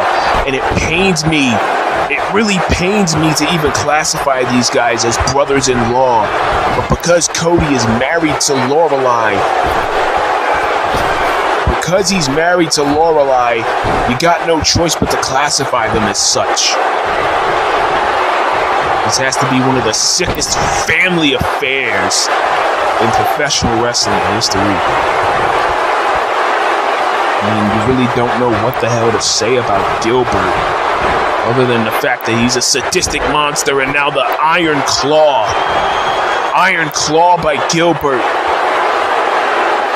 Iron Claw by Gilbert. Cody trying to get out of it, but that massive hand of this German monster just smothering Cody. Oh, wait a minute, using what strength he has left, pushing Gilbert away. And Cody with a big boot finally taking Gilbert down. Punching Gilbert in the head. Cody's coming back here. Multiple strikes to his brother-in-law. And now, Cody clotheslining Gilbert out of the ring. Cody lining up for something. This is awesome indeed, in a suicide dive. Cody Hagan with a suicide dive. Now they're going to go fighting up the ramp. Cody Hagan stomping away. This fight could end up anywhere, but the referee is counting. He's at a count of 3 now. Cody trying to powerbomb Gilbert again, but it does not work as he backdrops him on the rampway. And now Gilbert gonna showcase his strength, picking Cody up in a powerbomb position. This man is just absolutely freakishly strong. As you see Riley Davis there standing guard in a powerbomb by Gilbert. Come on, Cody, you got this. You gotta get back in this. Do it for your wife. Do it for your 3 kids. Do it for your unborn kid. Gilbert now waiting for Cody to get up. Just preying on Cody. Oh no. Got him by the neck again. Got him by the throat. Another choke slam by Gilbert. Gotta be it, but Gilbert wants to punish him more. Gilbert now has Cody up. Oh God. Powerbomb in the back of Cody's head, hitting every turnbuckle on the way down. This man is absolutely sick. Gilbert is absolutely sick. And now he's just beating the hell out of his brother-in-law. Oh no, now he's going for another choke slam, but Cody countering with elbows, punching Gilbert in the face. Look at this now. He's got Gilbert up. Look at the strength on the Dominator. Dominator by Cody Hagan. 1, 2, and Hagan is the new World Heavyweight Champion. What an unbelievable moment here for Cody Hagan. Another belt added to his list of accomplishments. Man, intensity is what Cody is administering here. He's just absolutely intense. Bloodied and all, this man is the World Heavyweight Champion. You really have to wonder, what's life gonna be like for him moving forward? His 3 kids and his wife have to be proud of him. And I'm sure his unborn child is proud of him as well. Congratulations are in order for Cody Hagan and Salem Sinister from behind. Damn it! Salem Sinister attacking Cody Hagan. And what the hell is he doing? Double underhook. Oh no! Knees right to the ribs. What the hell is wrong with this guy? Salem Sinister, what is he doing now? Oh my God! That was the Destiny! The Destiny by Salem Sinister. What the? Is he in the same inner circle as Maxwell Verdi? now Riley Davis coming in. Oh God, knees to the back of Cody. And Gilbert just letting his freaking cronies do all of the damn dirty work. Gilbert now. Powerbomb to Cody. Come on, guys, you've done enough. And Riley now setting up for something. Oh, Jesus, what a discus clothesline. That just about took Cody's head off. Absolutely disgusting display. Another case of sore losers in the form of Sinister, Davis, and Albrecht, as Davis knocks Cody for a loop once again with the discus clothesline. And now Salem and Riley are leaving. Gilbert telling them to come back. Cody trying to fight back here. Gilbert telling Salem and Riley to come back, and here they come again. Cody trying to fight back with everything he's got, but the numbers game is too much for him. Salem, Gilbert, and Riley all stomping out the new world champion. Absolutely disgusting. And the lights have gone out again here. What's going on?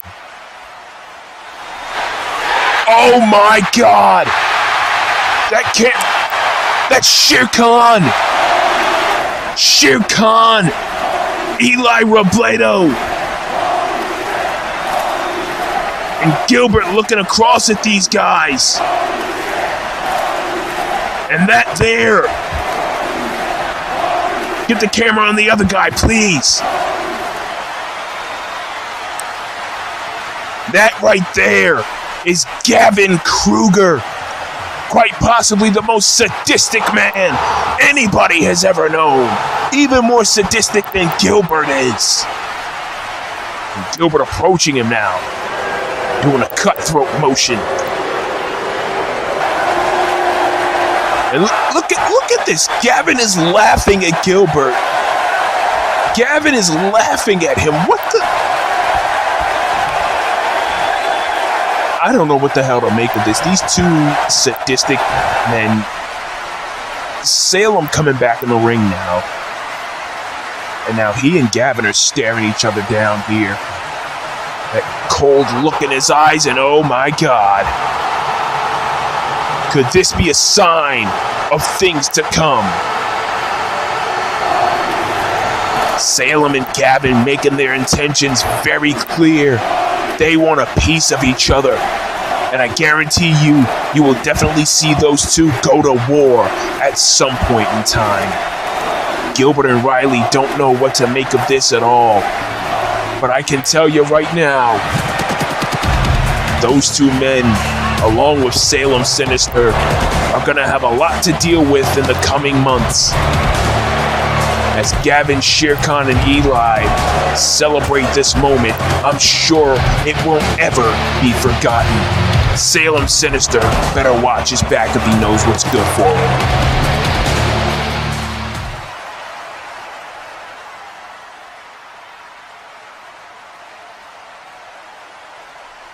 There she is, Safira Mendez.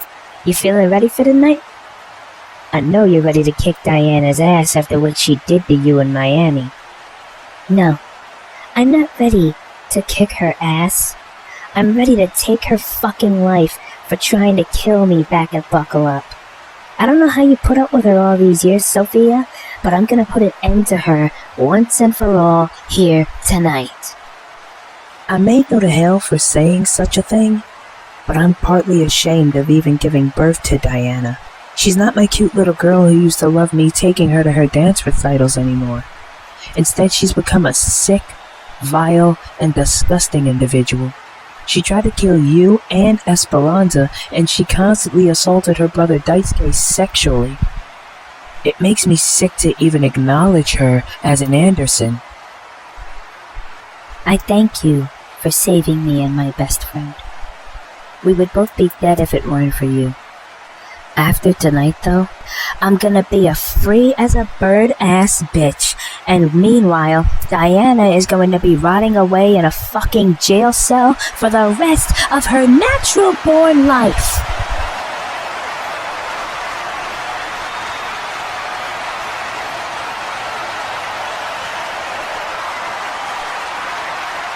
Go get her, Tiger. Safira Mendez is fired up and ready to go for her match later tonight against Diana Anderson. But in the meantime, we have Narcissa Knight, one of the new part owners of the show, standing in the ring. Let's hear what she has to say. A lot of things have changed since the last time you saw me.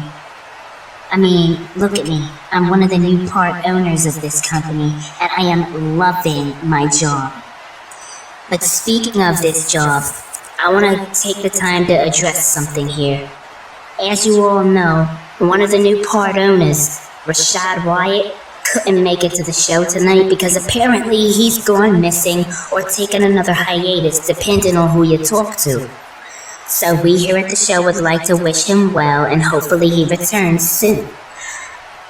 But speaking of the show, we do need to address something regarding the She-Wolves and Women's Championships. But I can't do that without one of my partners in crime. So ladies and gentlemen, give it up for one of the part owners, Penny Shaw. Come on out. I think I speak for everybody in the building and everybody watching at home when I say that Penny Shaw is on top of the world right now, especially after what happened at Buckle Up. I mean, she lost to Alessia in a match where if she lost, she would become Alessia's assistant forever. But if she were to win, she would name Alessia's unborn child, which, by the way, still has not been named yet by Alessia and the true father of the baby, Virgil Snow. But we'll get to that later. Here's Penny Shaw, and she looks like she means absolute business, baby. And she's known to be quite the hothead. She attacked Alessia on episode 5.5, as we all saw, accused her of quote-unquote getting around, and she was definitely right on the money with that one, because Alessia did get around to the point where she actually got impregnated by Virgil Snow. And we all thought Deshaun Walton was the father of Alessia's baby, but that obviously, as you all know by now, was not the case, and it's a really sad thing that that marriage had to end that way, because they were a good couple together, but infidelity played a part into what happened, and I don't know, let's just try to focus on the She-Wolves and Women's Championship situation, because Alessia can get talked about later in the show. I appreciate the warm welcome, everybody, but we gotta get down to business right away. Now, as you all know, Brooke Versace took her leave from Ring of Valiance after Buckle Up, and we wish her well in her future endeavors. But the titles that she had are vacant now, so what we've decided to do is hold a tournament for both championships, where the winner will be crowned the undisputed champion. That's right. 8 women will start it out in the first round. The 4 that advance to the second will battle for both the Women's and She-Wolves Championships. And the 2 finalists in a match that's gonna be a banger, or slobberknocker as JR likes to say, will battle it out to crown the undisputed She-Wolves champion. That's right. We got some of the cream of the crop talent in this industry, so all of you girls better be ready. All of you better step up or step the fuck aside if you don't have what it takes. Cause we here in Ring of Valiance take our women's wrestling very seriously. Our women's wrestlers are more than just pretty faces, and we are damn sure gonna prove that with this tournament that's gonna start on episode 8. I'm definitely looking forward to this tournament, and so are these fans. This is something special. And I cannot wait to see new champions get crowned between episode 8 and ROVX. These fans are excited and they're ready. And wait a minute! Alessia Knight! Deafening silence on the floor to what looks like Olga and another one! Oh God! Alessia Knight, this conniving bitch! Attacking Olga Snow! Oh, a chair shot right to the head! Oh my God, absolute disgusting actions by Alessia, and a third deafening I silence. bet your stupid god isn't gonna help you now, is he, Olga? With nothing but a big dumb roid freak.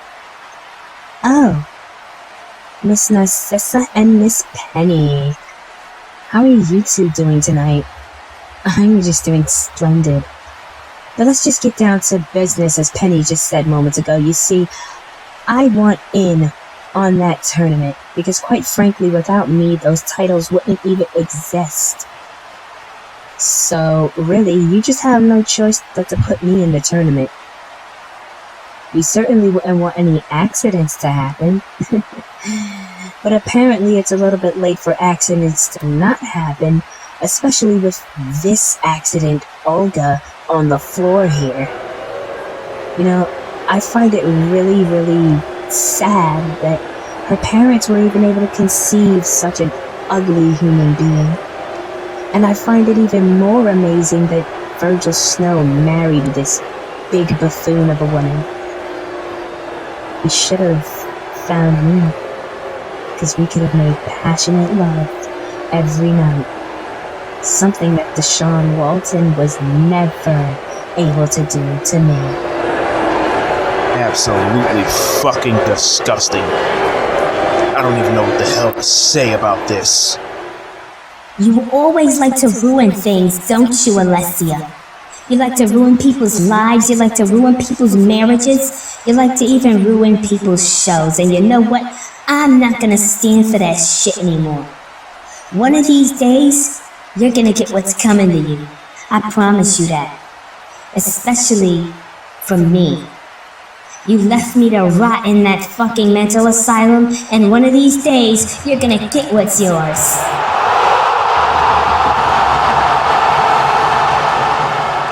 Ooh, looky here. Miss Narcissa finally growing a fucking backbone after all these years. How does it feel to finally have a set of fucking balls? Alright, both of you just shut up. I've had just about enough of this bickering between you two. Number one, Alessia, you're not in the fucking tournament, so you can get that out your brain right now. Number two, since you two still seem to have some animosity towards one another about being left in a German mental asylum all those years ago, at ROVX, you two are gonna settle it. Narcissa Night versus Alessia Night.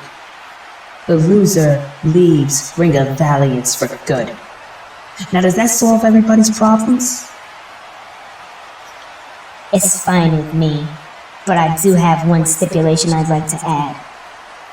Me versus Sister Dear? Inside hell in a cell. Just so I can show her the hell that I went through in that fucking asylum. You're making the biggest mistake of your life, Narcissa. And you too, Penny. But you know what? It's okay. Because like I have what's coming to me, you're gonna get what's coming to you too. You won't know when and you won't know where. But trust me, ladies, you'll get what's yours. Absolutely disgusting actions, and now Alessia walking away. Oh no. Oh no, come on, no! Damn it! Drop kicking Olga right in between the shoulder blades. And Shantae, as for you, I hope you're ready to fucking die tonight, bitch, cause there's no way in hell I'm going to prison. Oh my god, the absolute disgusting actions by Alessia Knight. I certainly hope Shantae kills her tonight so she doesn't have to go to jail. Olga down on the floor in the backstage area outside the parking lot. Let's get some help out there for her, please. This is just an absolutely awful situation for Olga to be in. Let's take you back to earlier tonight when Deshaun Walton was closing in on a victory on Dominic Cato. However, he was a tad bit hesitant to go for the shmoney flip until this very moment. Watch this as he goes for the 630 and Dominic Cato caught him with a pile driver. And Cato thought that was it. And as you can see, Walton got the shoulder up, and Kato could not believe it. So Kato decided to end things the only way he knew how, with that devastating rocket kick right to the bloody forehead of Deshaun Walton, and he picked up the victory with it. You see Kato trash-talking Walton. As you can say, Kato got his revenge. Then again, sometimes revenge isn't enough. As you're about to see in just a few moments, Dominic celebrating his victory. Whether you like it or not, he won without nobody's help. But what happens next is very, very violent, and quite frankly, if you're squeamish when it comes to attacks like this, I suggest you look away. During his celebration here, Kato rolls out of the ring. And watch what he does to Deshaun Walton. A defenseless, bloodied, battered, and beaten, not to mention injured Deshaun Walton. Rocket kick right to the face. Absolutely disgusting actions. Walton tried to mount a comeback, but Donnie Octave came out to, for lack of better terms, improve the odds in Dominic's favor. And Walton was just getting his ass handed to him from there on in, getting his head banged off against a post. And Octave and Kato just beat the holy hell out of Walton. Absolutely disgusting, heinous actions by the Jacanamex champion and Mr. Money in the Bank. I get Dominic's gripe, I get why he's upset at Walton, but we still don't know why Kato enlisted Octave's help. Like, why is Donnie Octave upset at Deshaun Walton? What is his beef with him? And this attack continued for several minutes. As Kato again, he went back to the corner to kick Walton in the face one more time, and you can see the smug, arrogant look on Octave's face as he pointed at Walton. Walton, look at his bloody head. Fans, if you have kids, turn them away from the screen as you see Walton's head bloodied. And again with this front face lock DDT that may have busted Walton open more. Absolutely disgusting actions by these two. And then they finally get out of the ring. Look at their smug faces. I can't stand to look at them. And then just as that happened, the lights went out here. And then Virgil Snow appeared out of the darkness. And as we all know, Virgil Snow impregnated Deshaun's now ex-wife, Alessia. And as you can see, Donnie Octave, the mastermind that he is, directing traffic as Virgil Snow stared him down. And it led to this disastrous attack. This heinous attack. Virgil got Deshaun up on his shoulders and hit him with a devastating black ice. Absolutely sickening actions. I still don't know what Octave's motives are, but I can damn sure tell you that Kato and Snow's motives towards Deshaun Walton are very clear. Maybe Octave has the same mindset as they do. Nobody really knows for sure right now. All we can hope for is that Walton has a plan to put a stop to this deadly trio of Snow, Kato, and Octave. Disgusting actions by those three. Ladies and gentlemen, this has been a great show thus far, and we have no intentions of slowing down anytime soon. Let's see, what do they have here? Pernil, habichuelas, plátanos. Oh man, a bitch is gonna eat good right now. Something smells good. I wonder what they have to eat here in Canada. Oh god, you're here? How the hell did they let you across the border? It's funny. I was gonna ask you the same thing, especially considering that you tried to kill me and my best friend back in Miami. Well, look. About that, I'm actually glad you're here because I do want to apologize for pulling a gun out on you during our match. I was in the heat of the moment, and things got very out of hand that night, so I really do want to extend my deepest apologies for what I did to you. You really expect me to believe a bullshit apology like that, Diana? You're gonna have to do a better job at apologizing to people like me because quite frankly, that one has bullshit written all over it. I don't believe you for a second. Well, it's true. I really am sorry for what I did back in Miami. But I want you to know something. I'm not the one who actually stabbed Saphira. It was somebody else that did it. See, if I were to stab her, I would have worn gloves. I mean, you need to think about it. I didn't wear gloves that night at all. And you know what? I didn't even have blood on my hands either. So you really have to think about who actually stabbed her because it honestly was not me. Diana, let me tell you something. I don't believe you for a split second. I don't care what you say. You stabbed my best friend. You pulled a gun out on me, threatening to kill me. I don't believe you. Matter of fact, I hope Saphira kills you tonight.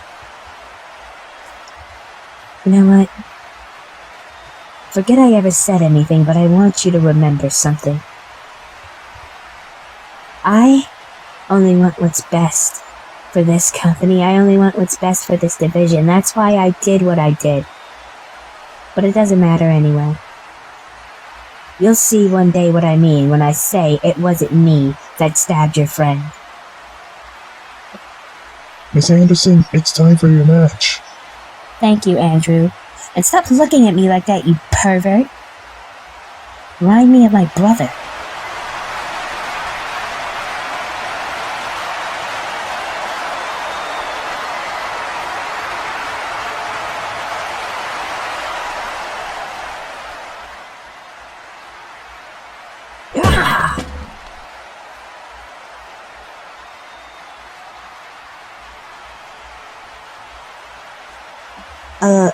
Ava, can I have a word with you, please?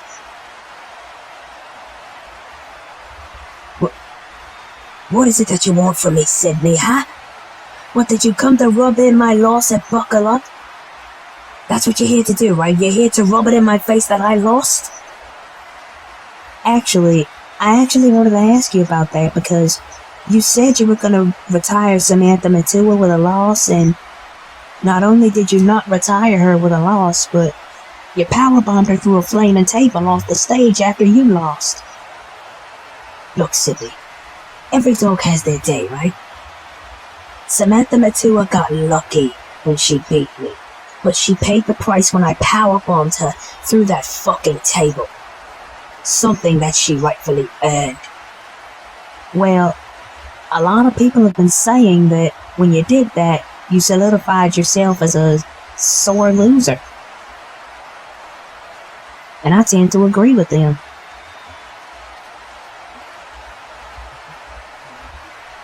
You consider me a sore loser? Let me remind you of who I am, Sydney. Wait. No, you know what? Don't bother.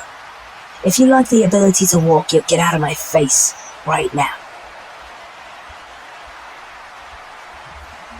Yeah, that's what I thought. Calling me a sore loser, she must be out of her mind. Ava Willow's still not happy about the fact that she lost to Samantha Matua back in Miami at Buckle Up. It was nearly 3 months ago. At some point, she's going to have to let it go. But here comes Diana Anderson. And we all know the story of Diana by now. She stabbed Safira Mendez back at Buckle Up. She claims to not be the one. And wait a minute, she claims to not be the one who stabbed Safira, who's chasing after her with a chair, and she doesn't realize it. Diana, look out! Oh my God! Safira blasting Diana in the back of the head with a chair, and she's now beating the holy hell out of her. Diana getting thrown to the ground by Safira Mendez. Oh, and Mendez cracking her right in the skull. Just beating her over and over with that steel chair. Oh, Jesus, right to the back. Diana hasn't even had a chance to take her mask and robe off yet. Safira Mendez is not playing games, and I do not blame her one bit. Diana just claimed moments ago that she's not the one who stabbed Safira. And it's a hard thing to believe considering that she was the last person in Safira's presence when she was stabbed back at Buckle Up. Oh, and Safira knocks her down with a forearm. And she's not playing games. She's all fired up. She's ready to go. This Portuguese sensation, Safira Mendez, she has beaten Diana before in triple threat action. Diana got her back on episode 5 with a victory of her own, and now I guess this is the rubber match between these two, but with much higher implications. If Safira wins, Diana has to do time in jail. And we all know the story of Diana by now. As I was saying moments ago before Safira attacked her, she not only stabbed Safira Mendez back at Buckle Up to try to get into Esperanza Mesa's head. Oh, she gets thrown into the barricade there. Wait a minute. Diana on the barricade, and she gets kicked right in the head.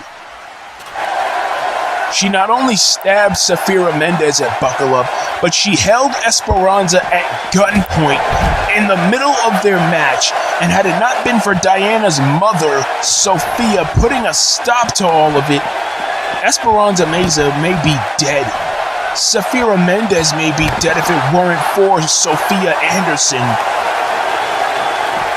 But again, Diana claimed that it wasn't her that actually stabbed Safira, so who knows what to believe at this point. Now Safira just beating the hell out of Diana on the ramp. Diana, though, coming back with a forearm. Oh no, not this. Anything but this! Oh, Jesus! Suplex into a pile driver by Diana Anderson, and the arrogance just radiating off of Diana. Oh my God. The arrogance just absolutely radiating off of Diana, who's now dragging Safira across the stage. Now she's coming over here near me. Get the hell out of here. Absolutely arrogant and evil is Diana Anderson.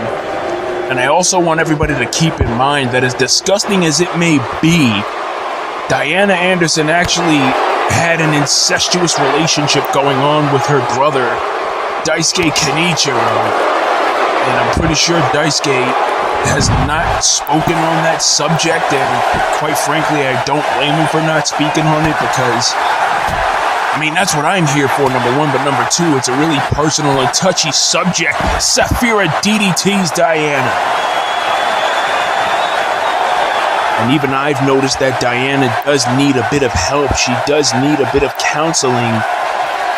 But more important than anything, she needs to serve time in jail. But if she wins this match, she basically gets away with what she did to Safira back at Buckle Up scot-free.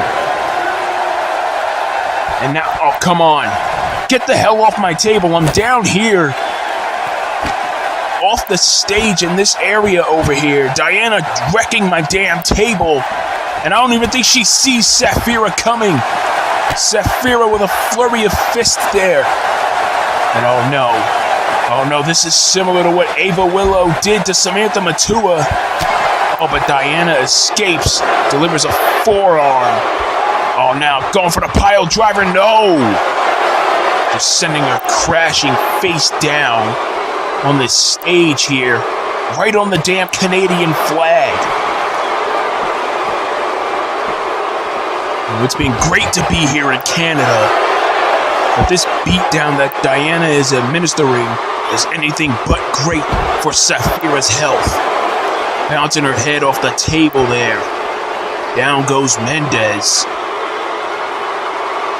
And now Anderson, Irish whip, brings her back with a hip toss. You know, to say Diana Anderson is sick, understatement doesn't even begin to describe it. I mean, she tried to kill Sapphira, she tried to kill Esperanza, and not only that, but she had sex with her older brother. How much more sick can one woman be? And look at this, she's jaw-jacking to Sapphira, banging her head off the table again, and a bulldog by Diana.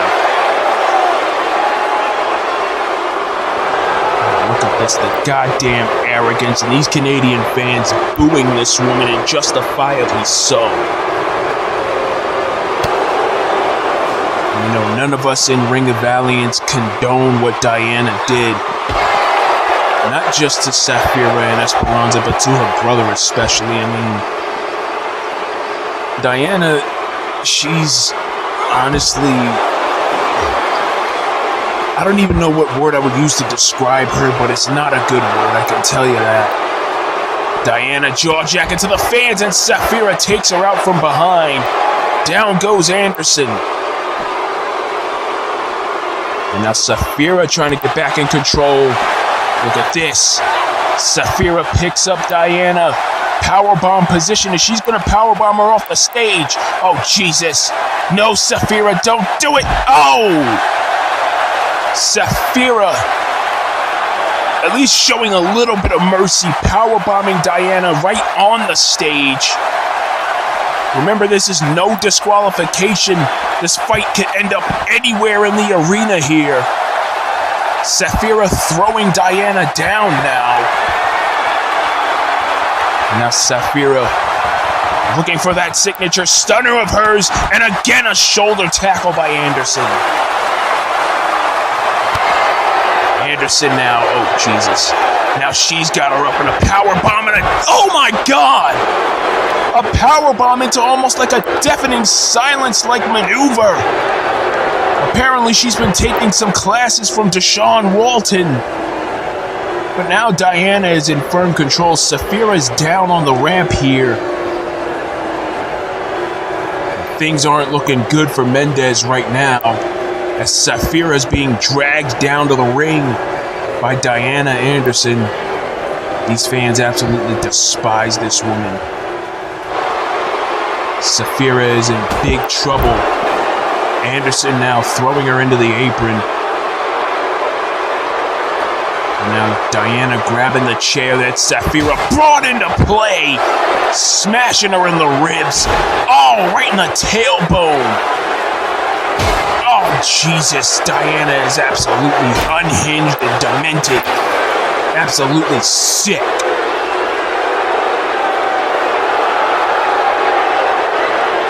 And we can't forget about arrogant either.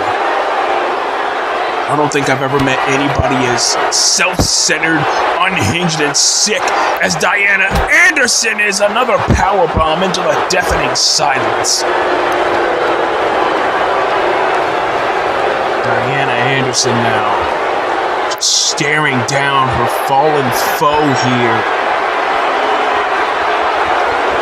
And Diana is going for something. Sapphira countered though. Look at this! Stunner on the outside! Stunner on the outside by the Portuguese sensation Sapphira Mendez. And now Sapphira grabbing her chair and again blasting Diana with it. Beat the ever-living hell out of this bitch. She absolutely deserves it. Just beating the hell out of Diana Anderson with that chair, and for justifiable reasons. Now Mendez has a kendo stick. Beat her ass, please. Oh, Jesus. Do you hear the shots, people? And now Saphira again picking up the kendo stick, just beating the ever-living hell out of her. Across the ribs, across the back, the legs, the face. Anderson now being thrown back into the ring. Mendez elbows her right in the face. Now Mendez has that kendo stick. She's walking around Diana, walking around the ring, surveying the playing field, and Saphira's just taking her time. With a somewhat demented look on her face is Saphira, and this is something that's absolutely uncommon when it comes to Saphira. And Saphira just beating the hell out of Diana in a fit of rage, all right across the ribs.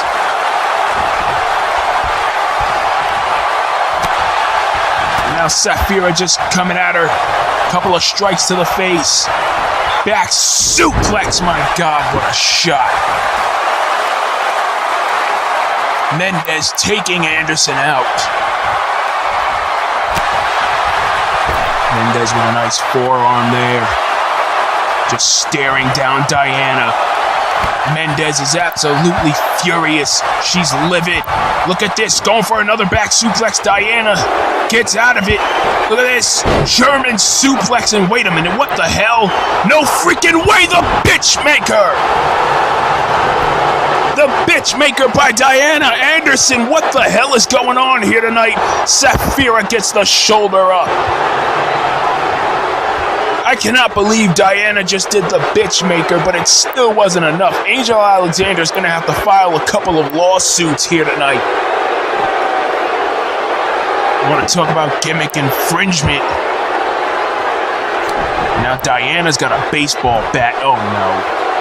We saw that bat earlier when Holland DeVries beat the hell out of the now former World Heavyweight Champion Lorelei Hagen, and getting word Lorelei and her baby are both okay, but now Saphira and Diana staring each other down, kendo stick and baseball bat in hand, and you have to wonder who's going to strike first here.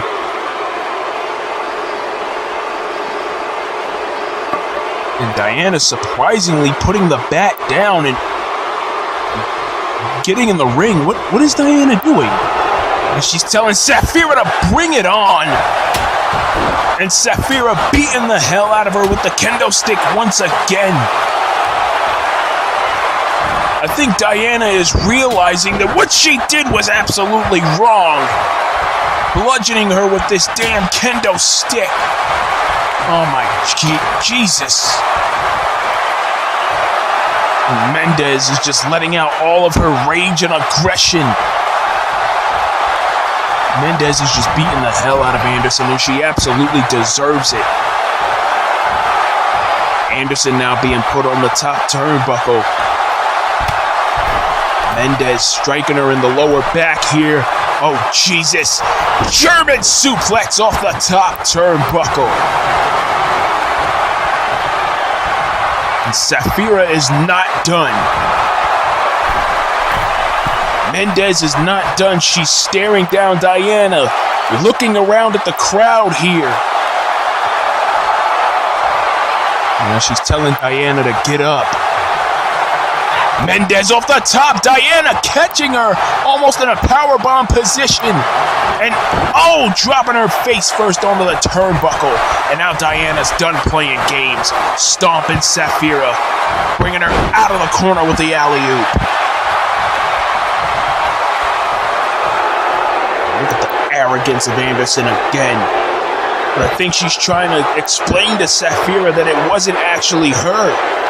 It wasn't actually her that stabbed Saphira at Buckle Up. But if it wasn't Diana, then who was it? And now Diana and Saphira throwing bows here.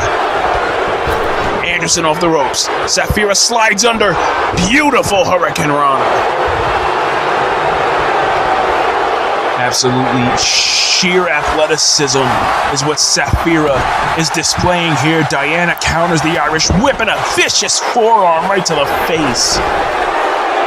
Anderson trying to explain to Sapphira, the arrogance is still there, of course, but she's trying to explain to Sapphira that she's not the one who stabbed her. Oh my god, suplex onto the kendo stick.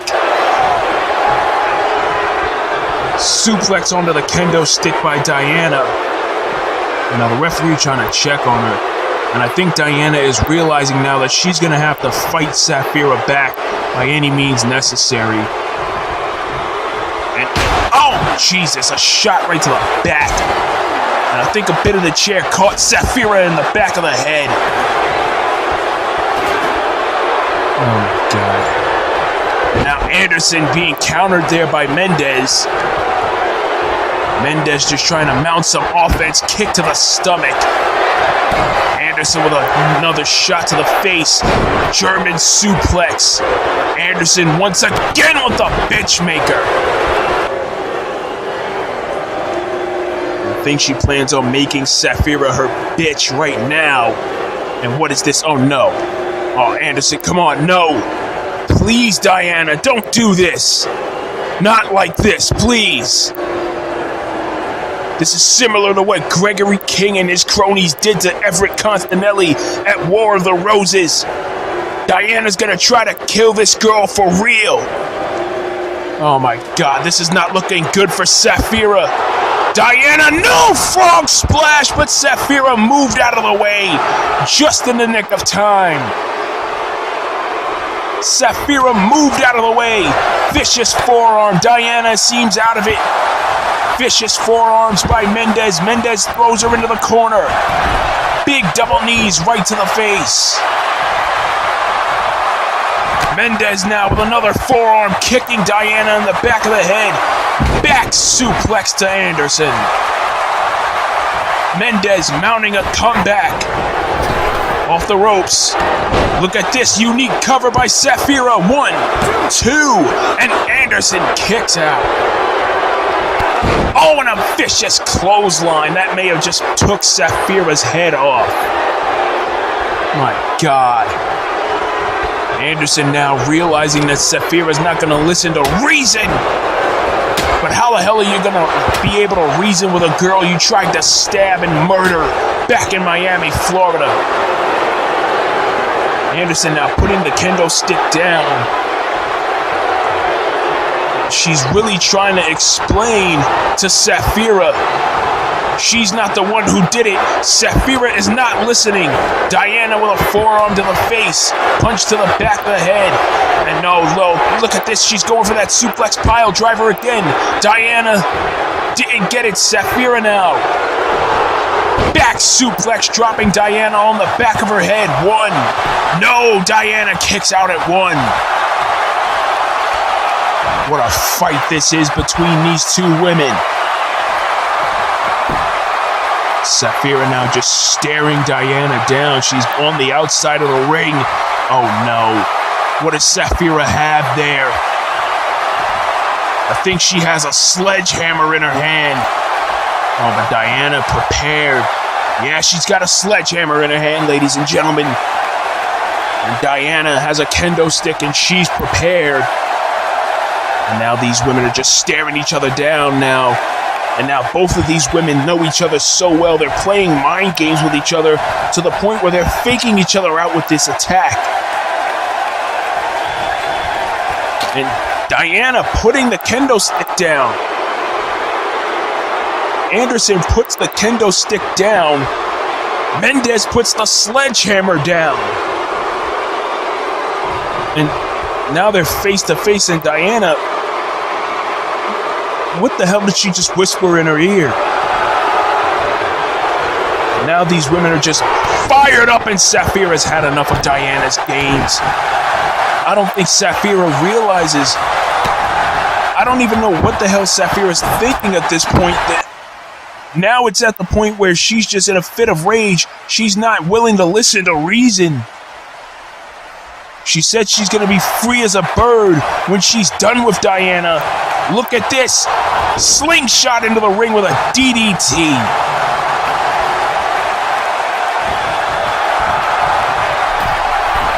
Now Mendez going back up to the top turnbuckle again. think Sapphira, I don't know if she's been listening to Diana as they've gotten closer to each other on numerous occasions. A buckle bomb to Mendez. They've gotten close to each other on numerous occasions in this matchup. Diana looking for the suplex pile driver again. Oh, and a chop blocked by Mendez. Mendez now throws Anderson into the corner. Big double knees. Anderson lands on the chair face first, and Anderson gets back up. And now Anderson coming back. 2 double chops. Anderson with a lariat. Oh, and a spear in the corner. Running knee. Anderson is really just trying to express apologies. But who the hell would want to accept the apology of a woman who just tried to stab them a few months ago? And now Diana just getting rid of the kendo stick, and now she's got a sledgehammer. Oh no, this isn't good. Oh Jesus! Sledgehammer to the back of the head 3 times. 4, Jesus, oh my God, somebody get that weapon away from her. Please, somebody get that weapon away from Diana Anderson. And now she's got a chair. Oh, no. Oh, God. Now Diana looking to lay Mendez to rest here. Oh, Jesus. Suplex pile driver. Oh, my God. But Diana's not covering Sapphira. Diana... she's not covering her. She wants to do more damage. Now, big shoulder tackle by Anderson. Mendez rolls out. This has just been an onslaught of a brawl here. And we can't even begin to forget about Diana's racist comments right before Buckle Up towards both Esperanza and Sapphira. She called Sapphira, for lack of better terms, a monkey. And in Portugal, where Sapphira is from, she just got thrown into the chair head first. In Portugal, where Sapphira is from, monkey is considered a derogatory term when it's said to her in a derogatory way. And the arrogance of Diana, she makes me absolutely sick. She makes me even more sick than Tom Jerkin does, and Sapphira counters, knees Diana in the face, and Sapphira has had enough. Mendez now trying to mount the comeback here. Mendez now throwing Anderson off the ropes, drops down, leapfrog, power slam. Mendez now on a roll here. Rolls through. Off the ropes goes Sapphira and a bulldog. Now Mendez going back up once again, but she's gone up to the top twice here. Look at this diving knee drop. Mendez with the cover. This could be it. Diana could be heading straight to jail, and she kicks out at 2. I cannot believe Diana just kicked out of that flying knee. And now, Anderson. Oh, what a slam right there. Firewoman's carry. And Sapphira got her up again. Another one right there to Diana Anderson. Anderson may be done for. Anderson may be absolutely done for after those slams. Anderson, though, getting back up to her feet. Sapphira caught again in a powerbomb position. Oh, and she gets slammed hard. And Diana Anderson, she's almost looking as if she doesn't want to do this to Sapphira. It's almost as if, I don't know, she looks like she's trying to claim innocence. She's been doing it the whole match. Double axe handle misses. Sapphira punches Diana right in the ribs. And now Sapphira, couple of strikes. Sapphira throws Diana off the ropes, drops down, leapfrog. Oh, now she's got her up again. Firewoman's carry. rolls through. Look at the strength of Mendez. Oh, and she slams her again. That's gotta be it. 1, 2. This one is over. Safira Mendez with an absolutely astonishing victory. Unbelievable win for young Miss Mendez. She's definitely going to be a bright star in Ring of Valiance in years to come. But this is something that she had to deal with. She came out on top, and she's looking happier than ever before. Congratulations are in order for Safira Mendez. And wait a minute. Oh no. That can only mean one thing. The cops are here, and wait a minute. Wait a minute. I know that woman! That's Rupert's younger sister, Jillian! Miss Anderson. Miss Anderson? My name is Detective Jillian Matthews. You're under arrest for the attempted murder of Safira Mendez and Esperanza Meza, and you're also under arrest for the multiple rapes and molestations of your brother Daisuke Kenichiro. Wait, what? Miss Anderson, this is a very serious matter. I need you to come with me down to the station for questioning. So please, put your hands behind your back. Wait, I didn't try to kill Safira. It wasn't me, honest. Miss Anderson, you are under arrest. Now please, come with me. Hey, get off me! And now Jillian Matthews, Detective Jillian Matthews, Rupert's younger sister, is taking Diana away. Diana is under arrest. And I guess Diana's gonna have to learn her lesson in jail. And wait a minute, what the hell? She's assaulting a police officer, for Christ's sake. Oh, a shoulder tackle! Take me alive, bitch! Diana running away, she just assaulted a police officer. Absolutely disgusting, and even Safira can't believe it. Safira cannot believe that Diana just assaulted a police officer. And now we got a camera backstage. Diana trying to run away from the cops. Diana trying to get out of here. And oh my God! She just got blasted in the head with a steel chair. She just got absolutely blasted by Fern with that steel chair. And Fern is all about making things right as well. Oh, Jesus! We saw her back at Buckle Up when she beat the hell out of Name Redacted. I won't say the person's name, but you know who they are. And now she's just beating the holy hell out of Diana Anderson. Oh no. And things are not looking good. Does this even count as police brutality? Not in the case of Diana Anderson, though. F-bomb through the table. Now I believe the lady said you're under arrest. Diana Anderson just got F-bombed through that table by Fern. And Diana's definitely going to be going to jail for a long time now. I mean, I can't believe she just assaulted a freaking police officer, people. Not only did she stab Safira and try to kill Esperanza, but she just assaulted a damn cop. She just assaulted a cop, but moving on to other things in the show.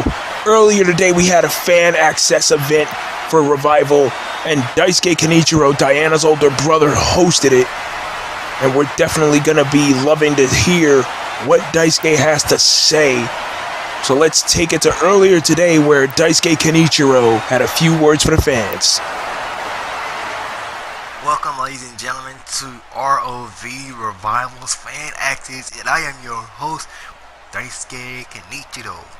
And I am proud to say it's going to be a monumental night for every single star and member of Ring of Valiance at heading into Revival.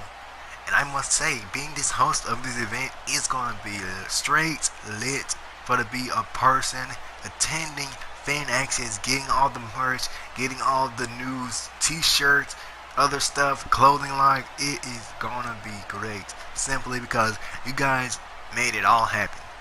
RV would not be nothing without you, and you guys are just simply phenomenal for keeping us intact right now in Ring of Valiance. The other thing we want to talk about is basically we are going to head into EFAT Mania sometime soon after Revival, and the road is going to be looking pretty good. I mean, come on, guys. You have no idea for this stacked match card we have for EFAT Mania. We're talking about every single title on the line, even from different companies and different shows. By the way, we want to thank everyone heading into Ring of Valiance's fan access right now. We got people outside the building right now getting ready to come and attend this monumentalist fan access moment right now with us and share some of their thoughts or whatever with us about who's their pick tonight for the win. We got guys and girls every single where. We got people looking at the building right now for ROV's headquarters where we are doing fan access right now. And trust me, this place is bigger than you thought. Everyone else that's in Ring of Valiance that's attending Revival, they're inside Canada right now. And trust me, these people are so ready for the hype of this event that we are attending with them. Sometimes I have to think about things that people don't think about this company. I mean, like me, I'm basically a part of this company, but it's not about me. It's about the fans. It's about every single RV member putting their body on the line tonight at Revival. And everything is just simply going to be very heated. We even got the main event being Tom Doyle versus Virgil Snow for the Ring of Valiance Universal Championship. But it doesn't matter about who wins that match, though. What matters is whoever wins it heads into EFAT Mania with the Universal Championship. Meaning that they'll go through me and Dash and Walton inside a triple threat match for the Ring of Valiance Universal Championship. Now, my picks for the win, that is, I have to say Tom Doyle because he is one of the biggest guys I've seen come inside Ring of Valiance right now. But then again, you can't match Virgil Snow's strength nor his bronze and strength, whatever relies with him, bro. But as we get ready to close this out, let me go ahead and send a quick shout out to whoever wanted to be a part of this. So, shout outs to my peeps, shout out to my fans, friends, and everyone attending Ring of Valiance fan access. Because trust me, everyone knows this, but from the bottom of my heart, this shit's gonna be good. Thank you very much for attending, peeps. You know, I really don't know what to make of all of that Dicegate just said. And although he really can't promo worth a damn, his enthusiasm is there, ladies and gentlemen, so that's a good thing because we need enthusiasm on this show. But coming up next, possibly the least enthusiastic woman of all time, Alessia Knight, is going to be battling the woman that attacked her on episode 2, Shantae Sparks, in a last woman standing match. And if Alessia loses, Alessia does jail time. And I'm going to explain why in just a few moments. And here comes Alessia now, and I quite honestly, whatever little respect I had for this woman before this event is all completely gone now, and this woman got pregnant by another man. She got pregnant by Virgil Snow, who is Olga's husband. And I can't believe it. Do you see what she has tattooed on her stomach? She has Daddy's Little Slut tattooed on her stomach. And she's not only proud to be a slut, but she's also proud to be an atheist.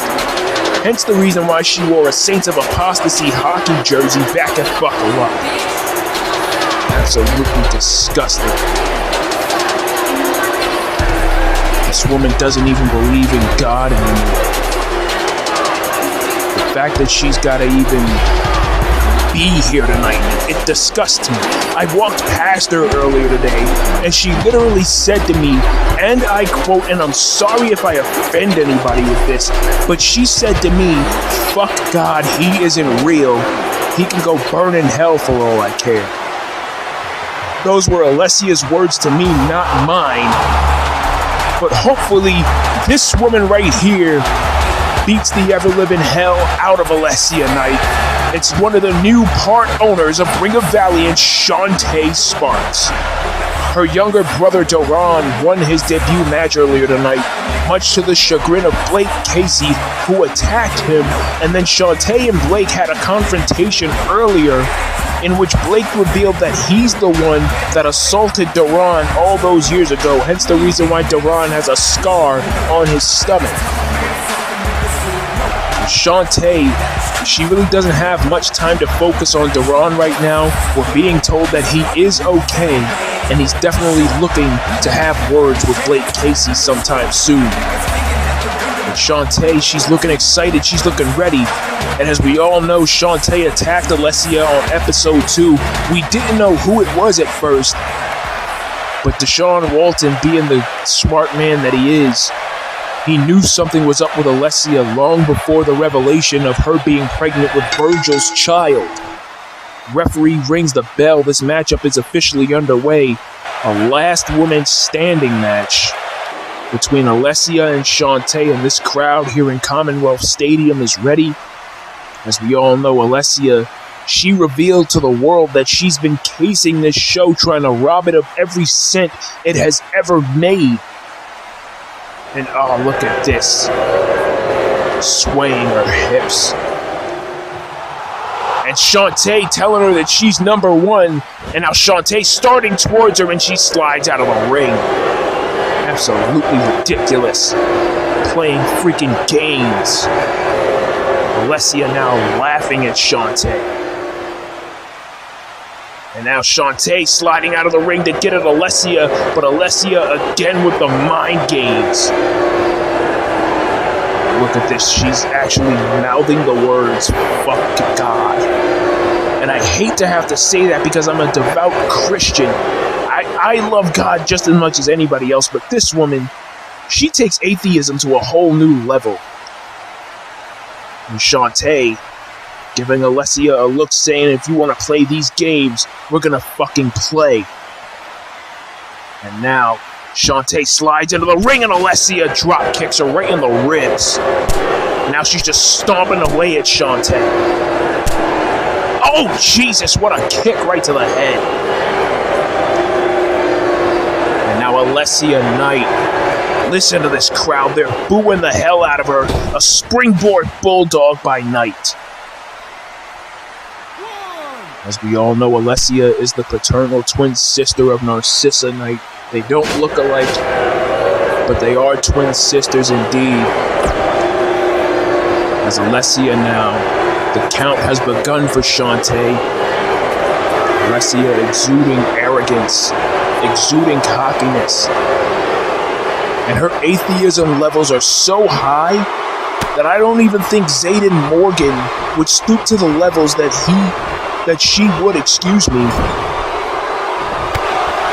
Again, Blake Casey is also an atheist, so maybe Alessia has been speaking with Blake Casey about atheism.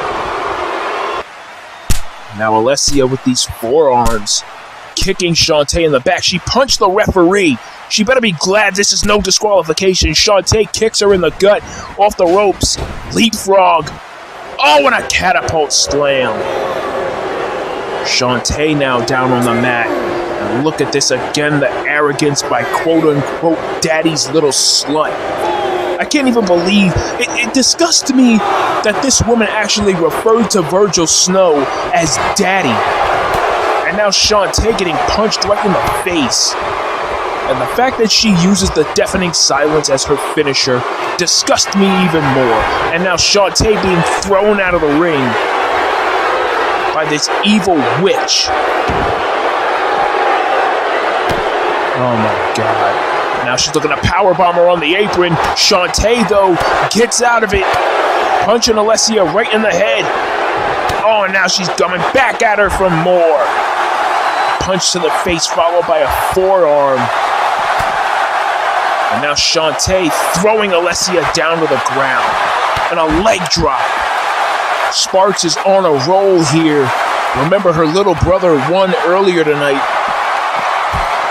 Oh no, and now Alessia thrown into the post here. And Shantae getting all up in her grill. punching Alessia right in the back of the head. Oh no, I know where this is going. Oh, Jesus! Kicking Alessia right in the head, sandwiching her head between the post and her foot. Referee now at a count of 3. Alessia's down. She may have a fractured skull, and I really do hope that she does, because that bitch deserves every ounce of punishment that Shantae is delivering to her. Alessia now up. DDT'd to Alessia by Shantae. And I'm being told in my headphones, wait a minute. Oh, beautiful Hurricane Rana by Shantae Sparks. I'm being told in my headphones that Shantae Sparks and Deshaun Walton are actually dating now.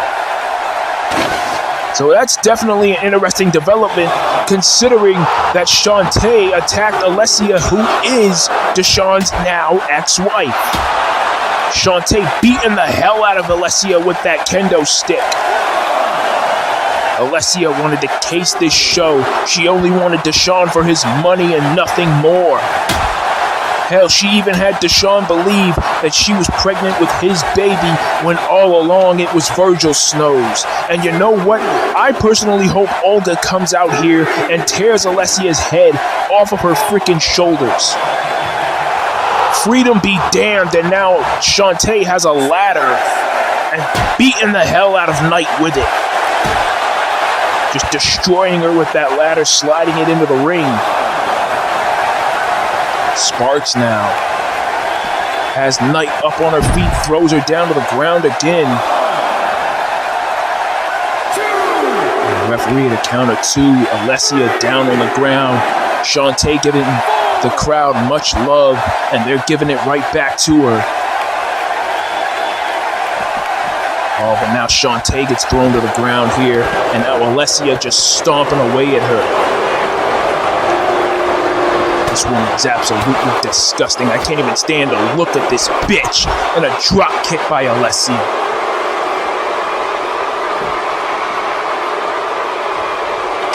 Now, Daddy's little I don't even want to refer to that man as Daddy, because quite frankly, ew, okay? First of all, I'm spoken for. Second of all, Alessia, yeah, she's Daddy's little slut or Virgil's little slut, whatever the hell she wants to refer to him as.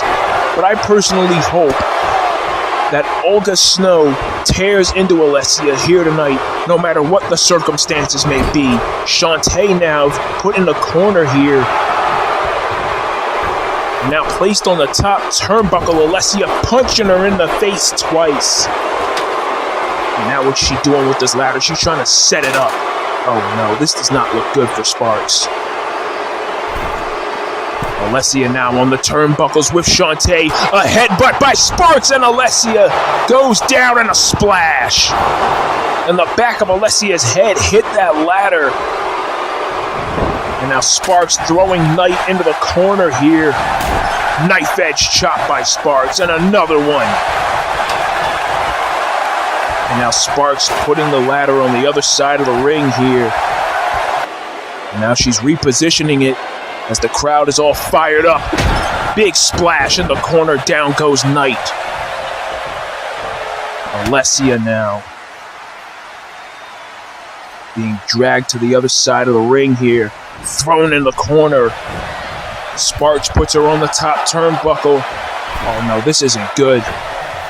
Well, damn it, yes it is! Hurricane Rana onto the ladder by Sparks. Alessia may have a broken back. 2,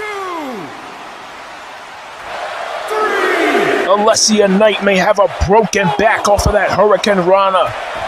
5. And now Knight is down. The referee is at a count of 6. 7. And for Alessia's safety, she better stay down. She gets up at about 7.5. Now she's coming at Shantae. Head scissors.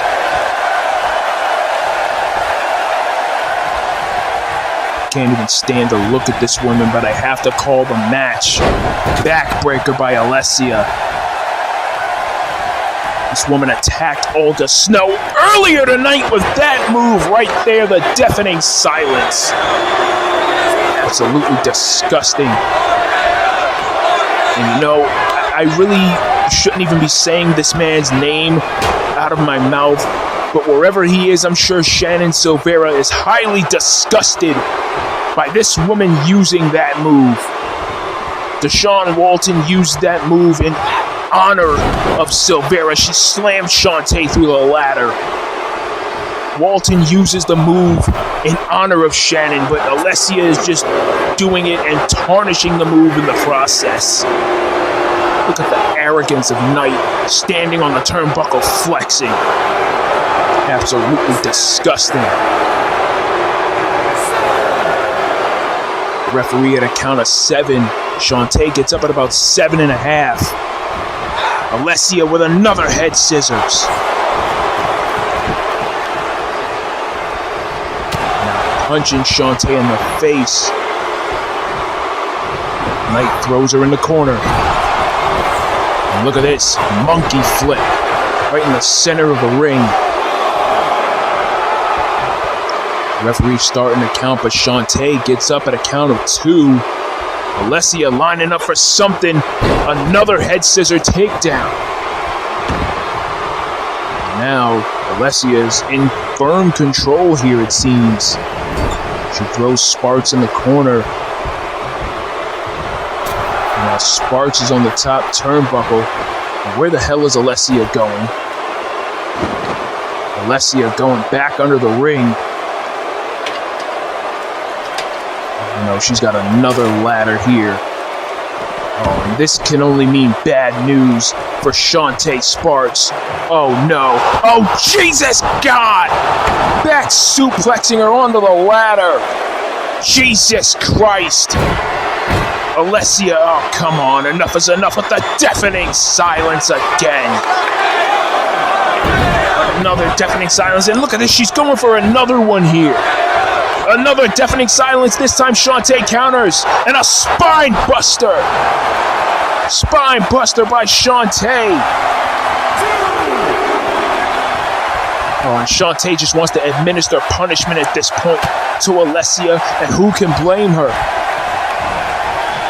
Banging her head off the turnbuckle. Beat the hell out of this bitch. And she tells her she's number 1 again. And I hope to God Shantae puts Alessia out of her misery tonight. Remember, Alessia has been trying to case this show since she got here. Shantae with a drive-by kick. Alessia has been trying to case this show since she got here. And now it's all a matter of whether or not if she's going to go to jail or die at the hands of Shantae, who delivers a huge elbow drop. Alessia down on the mat now. Shantae thinks she's got this one in the bag here. Giving the fans some love, but remember she's got to focus because Alessia is capable of anything. Alessia now countering, and this is exactly what I'm talking about. Drop toe hold, the quickness by Knight. Big knees. Oh, right to the head. And now Alessia with another head scissors. Say what you will about Alessia's religious beliefs, or lack thereof, but you can't deny the woman's athletic ability. The Knight now grabbing a kendo stick, and oh, come on! Taking out the referee with a damn kendo stick. Jesus, come on! Enough is enough! Alessia beating down the referee and Shantae with that damn kendo stick, and now she's going back under the ring for something else. And now Alessia's got the table. Alessia bringing the table into play, and she hits Shantae right in the face with it. Oh my God. This damn atheist slut bitch Alessia. Absolutely conniving. Absolutely deadly. To think I respected this woman to an extent once upon a time. I'm glad she's not my boss anymore. She makes me absolutely sick just looking at her. Now Alessia setting up the table as Shantae gets counted out here. Referee at a count of 4. And now Alessia setting up for deafening silence again. Oh, Jesus! deafening silence on the floor. Now she's just gonna continue to beat the hell out of Shantae Sparks. Oh, snap suplex on the floor. Alessia Knight makes me absolutely sick. Slamming her head into the ground now. And now she's just trash-talking Shantae, excuse me. I'm so damn furious right now, I can't even speak properly. The sight of this woman just makes me sick. Shantae now back in the ring being counted out. Alessia has that ladder, sliding it back into the ring. And now Alessia, her vindictive ways, her mind is turning, her gears are rolling, and now she's beating Shantae in the legs with that ladder. She's trying to cripple this poor woman. Keep in mind that Shantae is the one who snuck attacked Alessia. Oh no, and now Alessia's got Shantae lined up. Oh no, not this. Anything but this, and she gets thrown through the table. Oh my God. Alessia throwing Shantae through the table. Shantae's not moving. It'll be a miracle if she gets up after that. This vindictive bitch just may get away with what she's done to this show scot-free. Referee at a count of 9, and Shantae gets up. And now Alessia throwing Shantae up the rampway. And Shantae is just too weak to even fight back at the moment. Too weak to do anything. Oh, she throws her right into that guardrail. That light up guardrail right there on the rampway. And now Shantae throwing Alessia back down the rampway.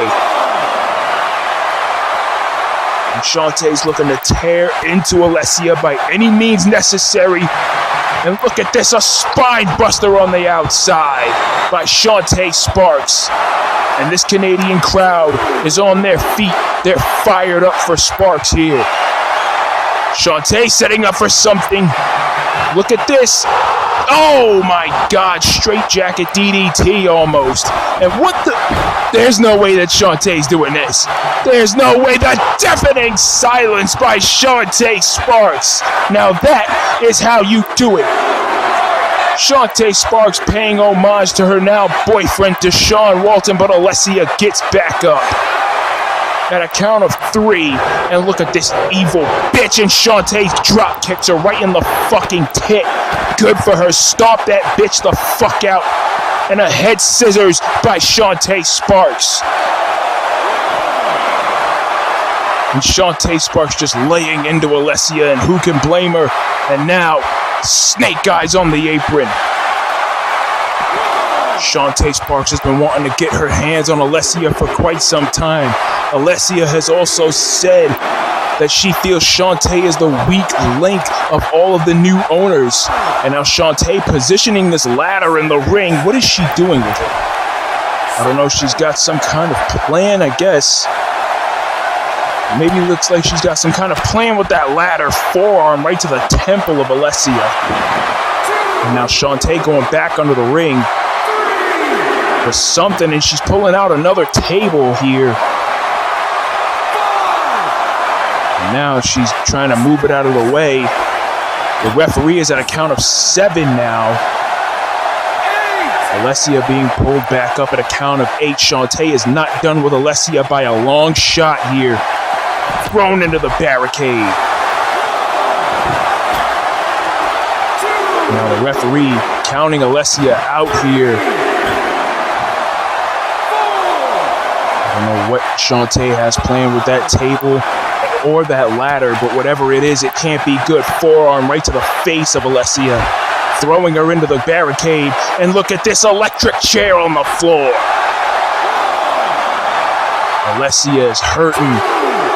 And I'm damn glad that she is, because this bitch deserves every single ounce of beatdown that she's gotten from Shantae in this match. And now Shantae's got a chair, and she's going to destroy this bitch, hitting her right in the knee again.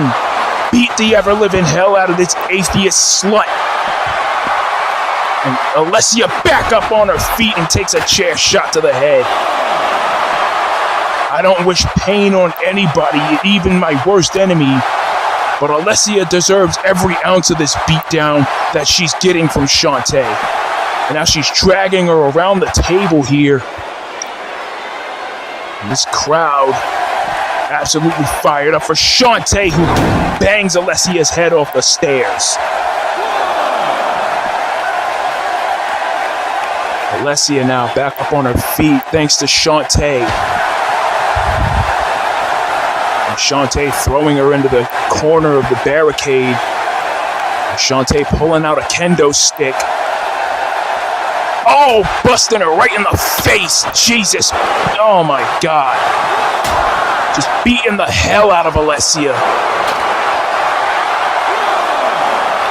And now just picking that kendo stick up again. Setting it down next to the other one. Meanwhile, that ladder's still standing in the ring. And look at this, Shantae, another deafening silence.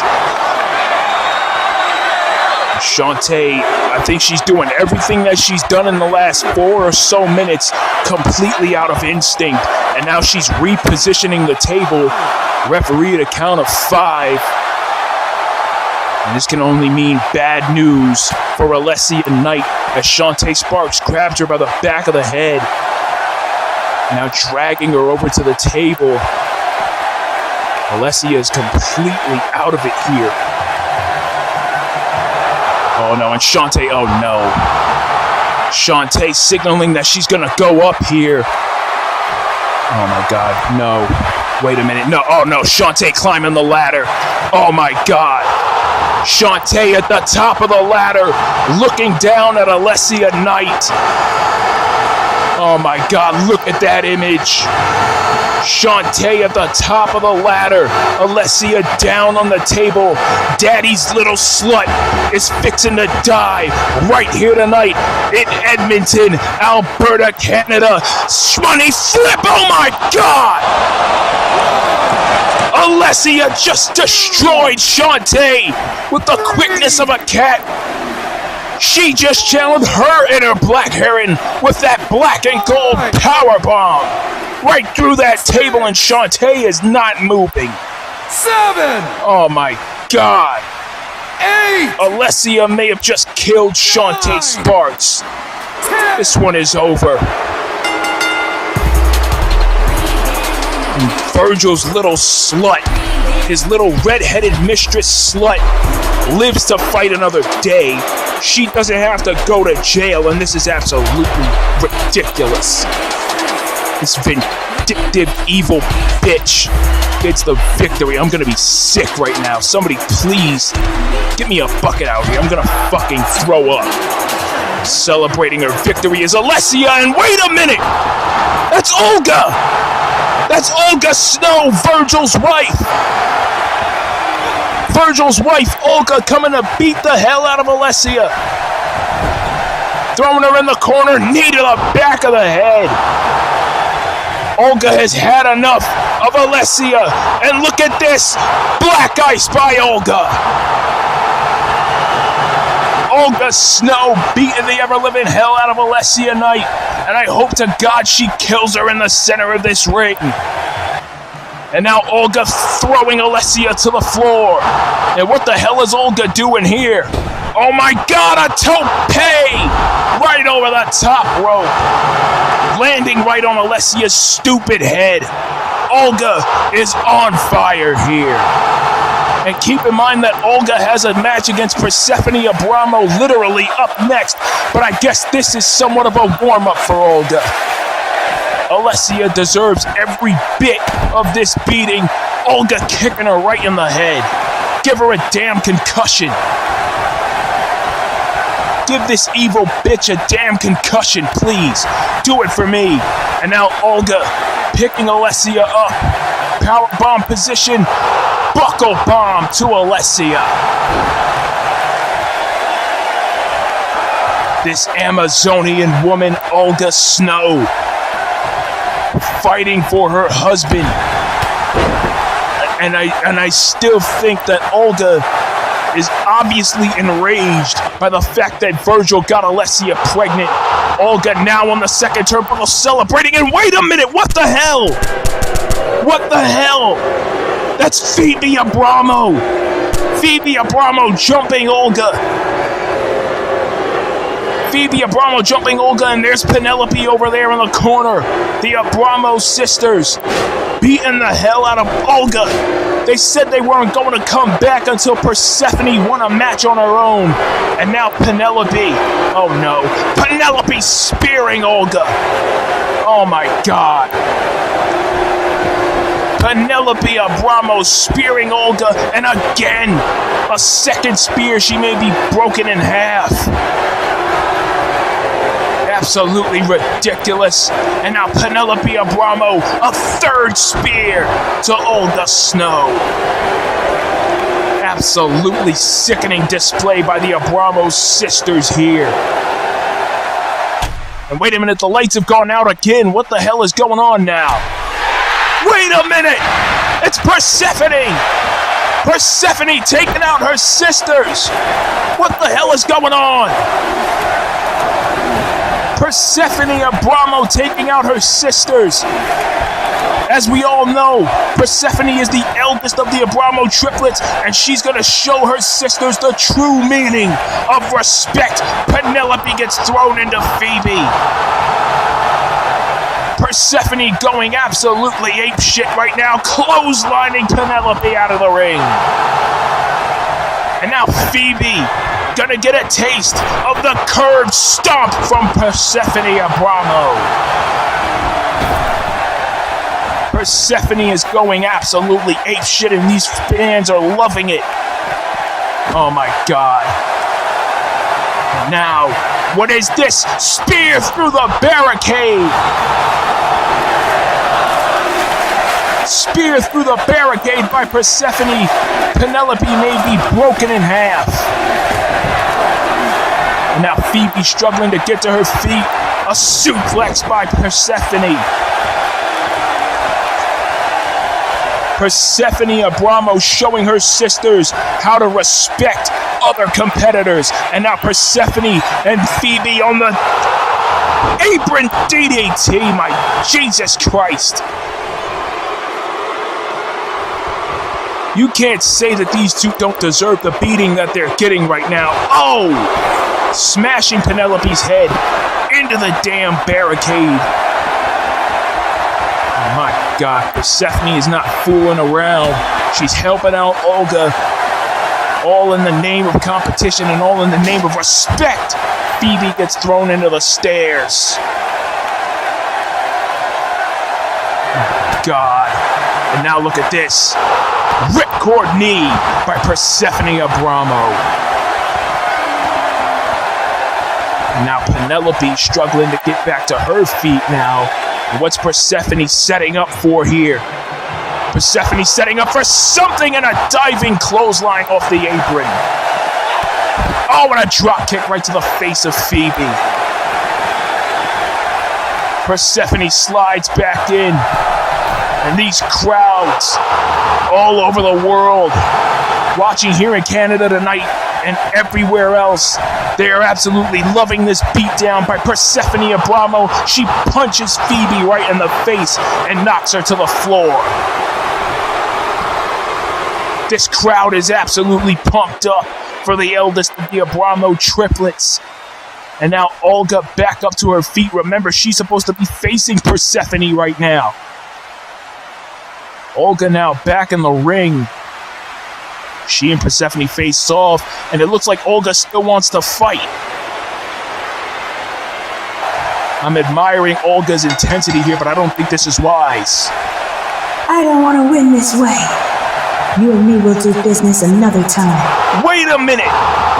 Persephone doesn't want to fight Olga at this percentage of health. Persephone's walking out here. And now the count out is beginning. Remember, 20 counts now in Ring of Valiance when the superstar is on the outside of the ring. Persephone walking all the way up here to the stage. And Olga looking at Persephone almost in disbelief. And the referee now telling Persephone to get back in the ring. He's at a count of 4. And these two women just staring each other down from about maybe 50 yards away from one another. Referee at a count of 7. Absolutely incredible moment here. Persephone doing the chivalrous thing. And now, referee halfway through the count. Remember, there's a 20 count administered, as I just said.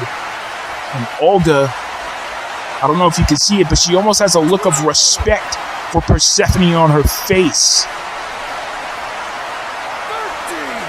Referee now at a count of 13.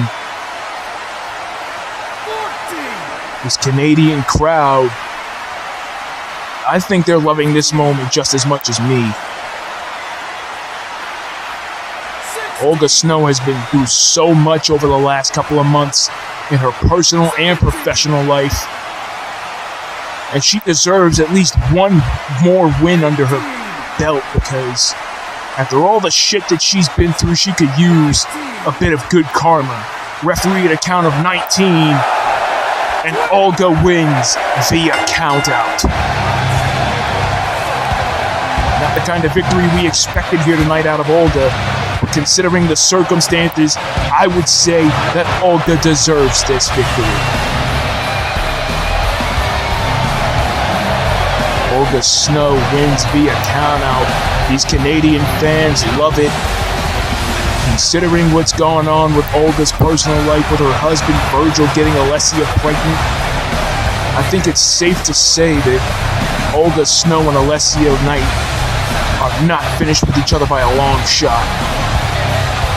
And I think it's also safe to say that the Abramos sisters are also going to have some words.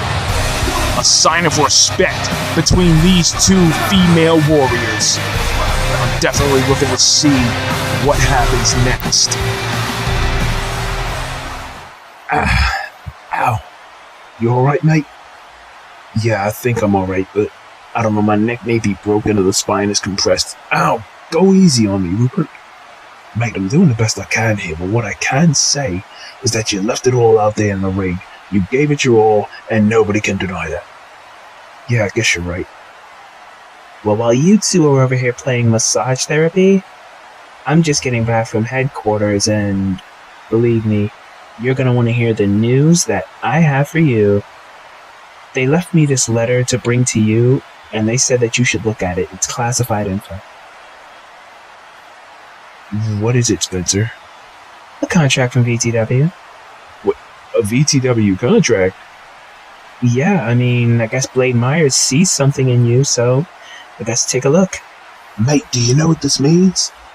You're finally going to be able to get your revenge on that dingy toe rag Donny Octave. And what's more, you're going to be able to do to him on his own show what he did to you on yours. It's going to be madness. Yeah, Octave's going to get his soon enough. And what's more, you're going to be able to show a broader audience what kind of skills you've got in that ring. You showed it to the world on Valor Wrestling, you showed it on UCW, you showed it here, you showed it in NXW, which is why you're a two-time world champion over there.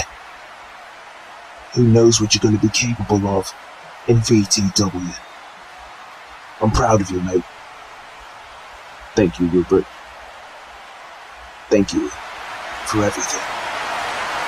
While Deshaun Walton celebrates his VTW contract, there is Tom Doyle, and he's making his way to the ring to battle Virgil Snow for the Universal Championship of Ring of Valiance Wrestling. Tom's definitely got a score to settle with Virgil after everything that happened at Buckle Up. And wait a minute, Tom stopped in the hallway here. What's going on? And there's one of his biggest rivals from NXW, Angel Alexander, and these two men are just staring each other down here.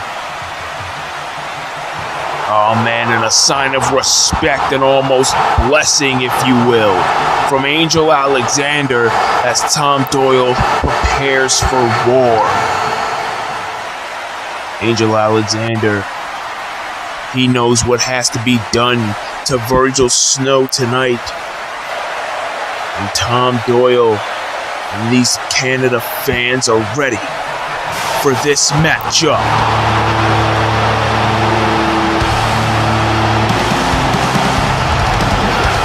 And there he is, the NXW owner, Tom Doyle. He is also a former NXW World Heavyweight Champion. That title is, of course, held by Deshaun Walton. And he's being accompanied to the ring by his wife, Yana. Remember back at Buckle Up during Yana and Olga's matchup, Virgil Snow appeared out of the darkness and hit Yana with a black ice in order to aid his wife, Olga, but it didn't really pan out like Virgil wanted to because Tom showed up to even the odds, pile drove Virgil on the stage, threw Virgil off the stage, and then double stomped the man. Ever since then, Tom was awarded with this Universal Championship match, and personally, after everything that's gone down between Buckle Up and tonight, I hope Virgil Snow gets his head taken off by Tom Doyle. This man has been through so much in his career. Recently, his Straight Edge Revolution group turned their backs on him. And all his wife has been trying to do is comfort him and keep him focused, because he knows what's on the line here tonight. He knows that he needs to keep his focus on Virgil and the Universal Championship. As I said earlier tonight, Virgil is honestly the scum of the earth for what he did to Deshaun Walton's marriage, for what he did to his own damn marriage. Honestly, I honestly don't know what word to use to describe Virgil at all now, because he's really a piece of crap, is the best word I can use to describe him, and here he comes now. This crowd booing loudly, and who can blame them? And Virgil, there he is. And he's being accompanied to the ring by what looks like Alessia behind him. Oh, God. Daddy's little slut. It still bothers me to even have to call her that. But regardless, that's what she wants to be referred to as now when it comes to this man. Alessia is absolutely freaking disgusting. Virgil Snow is even more disgusting for even allowing such things to happen. I mean, he got the woman pregnant, stole her from Deshaun Walton while still being married to Olga. It's only freaking disgusting. Remember, this man was on the first episode of Unite, losing to Desmond Cruz for their Golden Star Championship. However, he was released from Unite due to controversial backstage interactions with Unite leader Black Heron. Deshaun Walton then subsequently signed Virgil to a contract here, and Virgil beat Alex King for what was at the time the 16 New Super Earth Championship. Again, thank God that title is dead and is now the Universal title. But may God have mercy on all of us for the fact that Virgil is the holder of said championship. Later in the night at Buckle Up, though, as aforementioned earlier, Alessia revealed that Virgil is the actual father of her child, not Deshaun Walton. Their divorce has since been finalized, and you can only wonder whether or not if Olga is going to get a divorce from Virgil.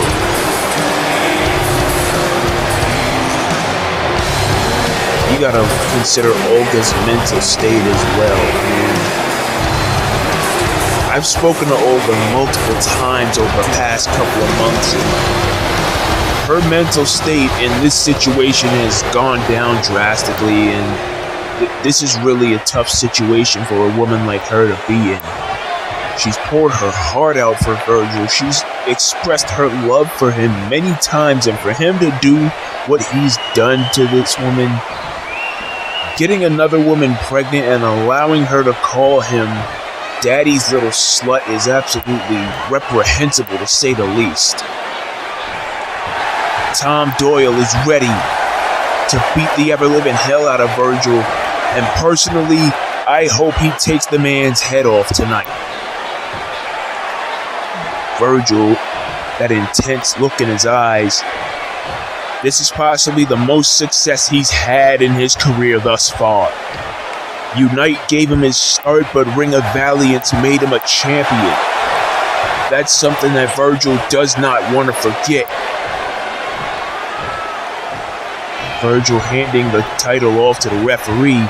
Will he be doing that for the last time here tonight? Doyle being asked by the ref if he's ready, he nods in affirmation. Referee holding the title high above his head here. Doyle, Snow. This match is going down here tonight. And again, if I stutter, ladies and gentlemen, I'm sorry. Snow and Doyle staring each other down.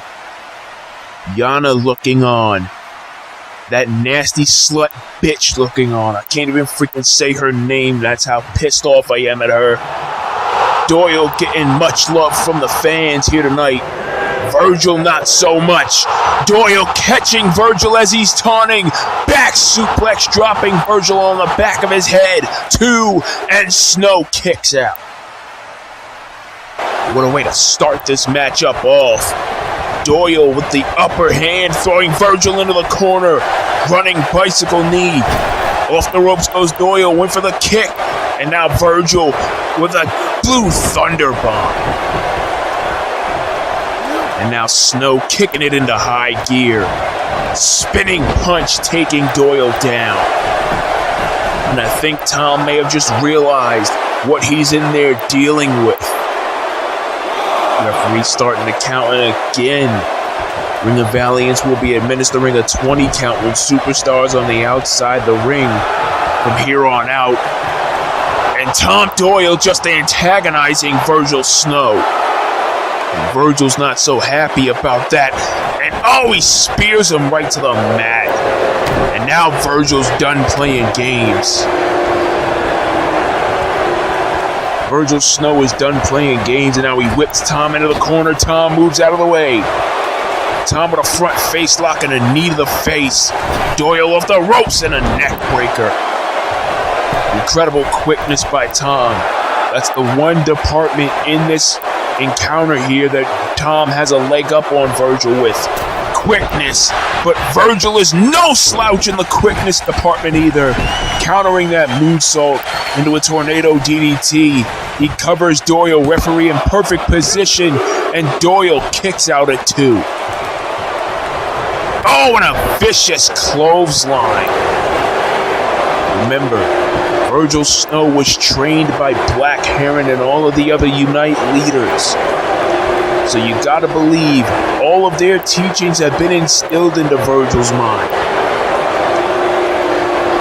You gotta believe that muscle memory from when he was on Unite is gonna play a factor into this match, but Tom is not going to let that be the deciding factor. And another knee right to the face. A couple of punches to the face. You gotta believe that British bravery. Oh, and he punched Virgil right in the back of the head, and down he goes. Alessia now on the apron. You gotta believe some of that British bravery is either gonna be beneficial to Tom or not, and obviously at this moment in time it's not a DDT by Virgil. Now Virgil's got him back up on his feet, pulling him back in for a power slam. And I think again Tom may have just realized what he's gotten himself into. Excuse me, I'm losing my breath here. Oh, look at the strength of Virgil, bouncing him off the ropes into a power bomb. This all started again back at Buckle Up when Yana and Olga were facing off in a 2 out of 3 falls count anywhere match. STO by Doyle. Virgil appeared out of the darkness and hit Yana with black ice. Olga continued the beatdown until Tom showed up to even the odds. And that's what's brought us here to tonight. Tom with a huge kick right to the face. My God, what a shot by Doyle. Now he's lining up for something here.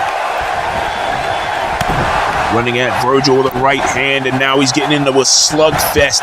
Tom is not afraid to go toe-to-toe, blow for blow with Virgil Snow. That's called motherfucking bars, and that right there is a clothesline by Tom Doyle, knocking Virgil Snow out of the ring. Doyle on the top, went for the bionic elbow, but Virgil sidestepped him. Oh, and Virgil punching him in the head. Oh no, he's got him goozled here. A vicious choke slam on the outside. As you see Alessia watching on here. And now Virgil lining up for something else. Oh no. Oh no. Virgil. Oh Jesus. Black ice on the ground. And you know, it's weird to say the word Jesus with Alessia in my damn presence. Remember, she's an atheist now. She doesn't believe in God. Still to this day, I don't know what the hell made her convert to atheism. Virgil on the top turnbuckle. Tom catching him with a power slam. Really don't know what the hell made Alessia convert to atheism, but nevertheless, to each their own. Doyle with a brain buster. Virgil rolling out off of that. Oh, look at this. Look at the arrogance on Virgil Snow. Oh, but Tom showcasing equal amounts of arrogance. And Virgil just taking him down with the clothesline. If there's one thing Black Heron taught him is how to throw a clothesline. Oh, but Tom Doyle is still unfazed by Virgil. Now, front face lock by Doyle here. Doyle was just trying to create some space moments ago. Trying to strategize his next move. But with a guy as big and as quick as Virgil, you may want to think faster. You may want to think 2 steps ahead as Tom now on the outside of the ring with Virgil Snow. No way. Oh my God, a power bomb on the apron. And Tom Doyle is on fire as Alessia trying to get this man's attention. Throwing Virgil into the barricade here. Oh man. And now Tom running knee right to the head. Doyle is on fire here. Referee at a count of 7 now.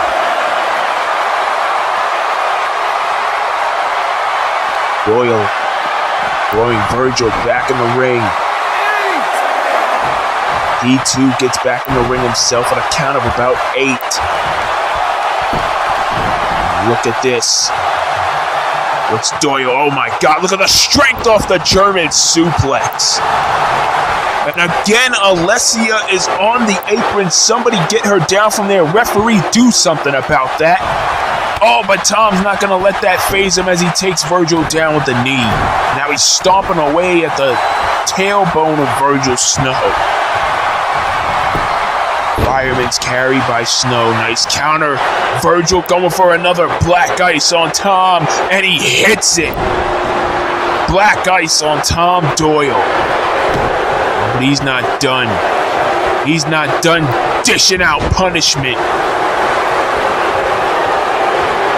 Virgil Snow is scary strong.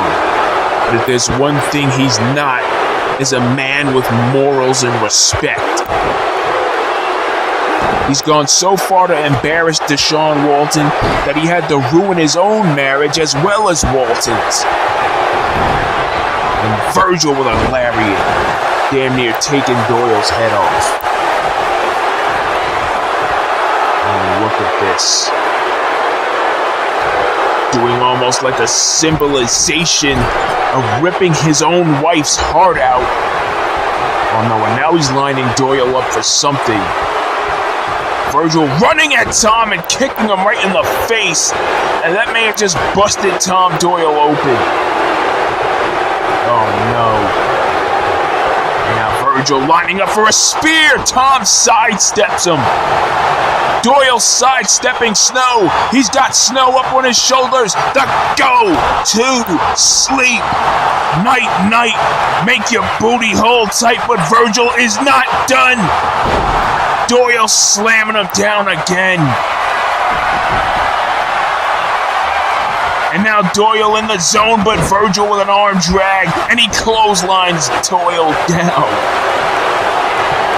Oh no, and now Virgil looking for another spear, it seems. And Doyle sidestepping him again. Tom sidestepping him again. Looking for another go to sleep. Doyle with the cover. 2. And Virgil Snow somehow kicks out, and Tom Doyle can't believe it. 2 go to sleeps. And Virgil still won't stay down, and Tom Doyle is pissed. Bloody face and all, Tom Doyle is pissed here. And Doyle coming at him with the knee, but Virgil counters. Tornado DDT. Doyle rolls out of the ring right in front of his wife, and Virgil's gonna make her watch this punishment that he's dishing out to her husband. Tom Doyle is in some deep trouble. He gets thrown in the barricade here. And these fans are just booing the hell out of Virgil Snow, and justifiably so. Another black ice. That's the 3rd one of this matchup here. Virgil Snow with another black ice. Oh no.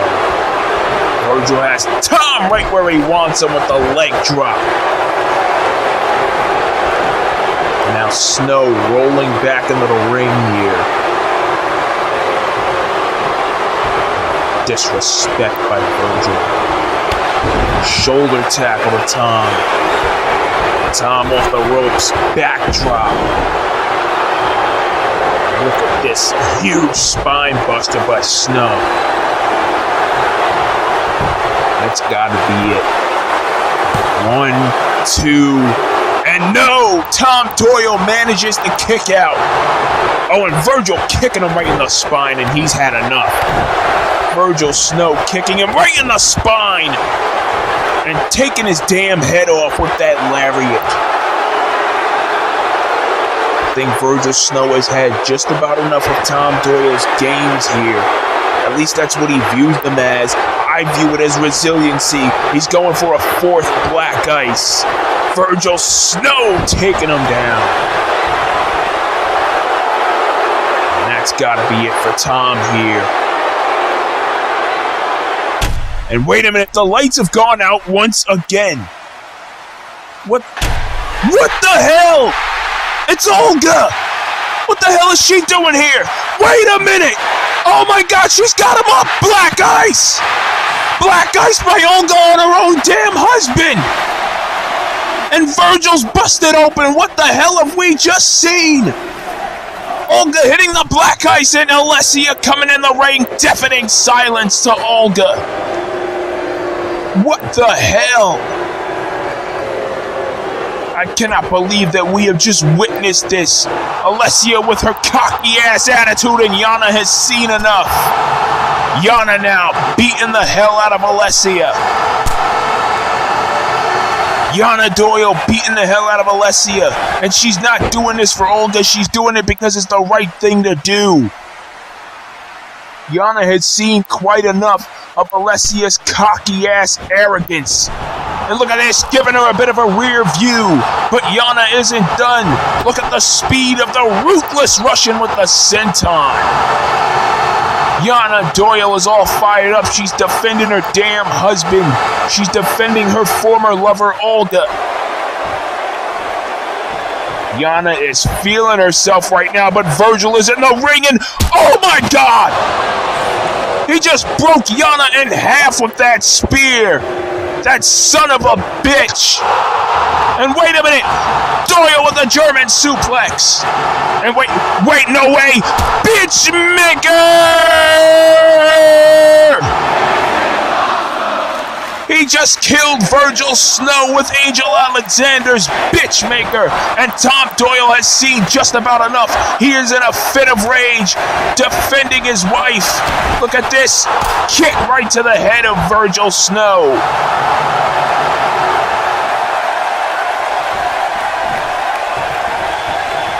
Tom Doyle is fired up, ladies and gentlemen.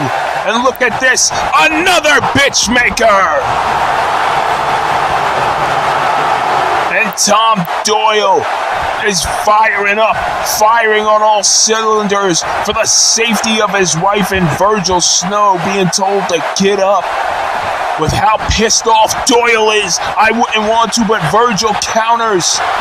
Oh no, Virgil's got him up. Gorilla press into a Michinoku driver. God. Virgil Snow, disrespectful son of a bitch that he is.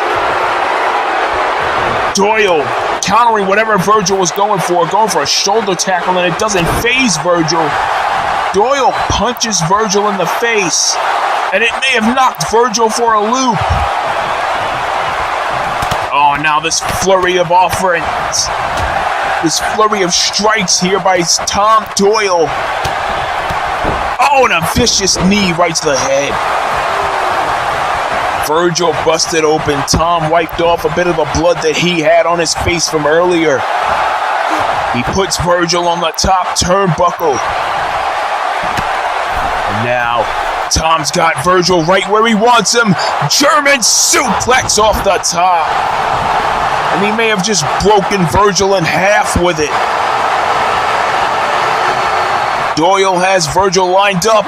Bicycle knee again, he gets it countered. Tornado DDT. Virgil Snow proven to be a bit quicker than Doyle in this exchange. He's going for the black ice one more time. And he hits it. Black ice to Tom Doyle. And Virgil lining him up, and he finally hits him with the spear. He finally hits Doyle with that spear. And he's looking to just put Tom away. Who can blame him? Shoulder tackle by Virgil Snow. Doyle went for the clothesline. Missed, gets hit with a backdrop. Oh, wait a minute. He was going to go for that spine buster, but instead catches a knee right to the face. And Doyle up on the top turnbuckle. Virgil Snow struggling to get to his feet here. Virgil struggling to get to his feet. He's up on his feet. He charges at Doyle. Oh my God! That's Saphira's Lunar Eclipse Stunner. 1, 2, and Virgil, you have to be kidding me. The ring awareness of Virgil Snow, knowing exactly where he was. Grabbing the ropes to break the count. Unbelievable. And Tom Doyle is ready to just put this man to sleep. Doyle is ready to put Virgil Snow to sleep. He's got him up on his shoulders. Oh, and he hits the go to sleep. Virgil Snow is out cold.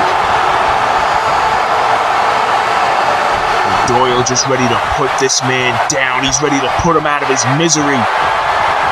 Oh, wait. He's going for a pedigree. Virgil counters. And, oh! Virgil Snow just did the bitchmaker. Oh no, and now he's saying time to go to sleep. Tom Doyle.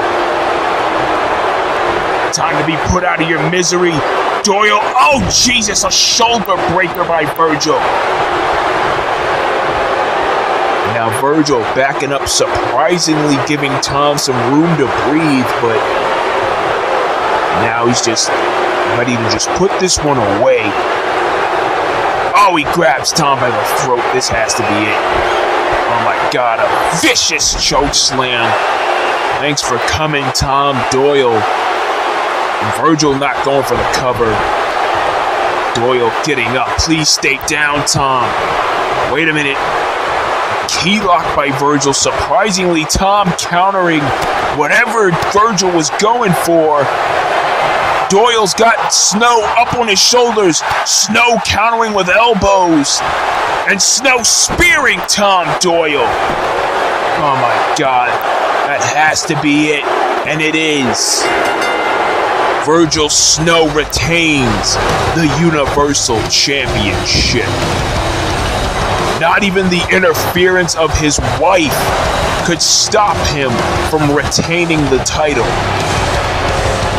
These fans in Edmonton, Alberta may not like the fact that Virgil has retained his Universal Championship, but it is what it is, and that's the way it goes. Can Virgil Snow be stopped by anybody?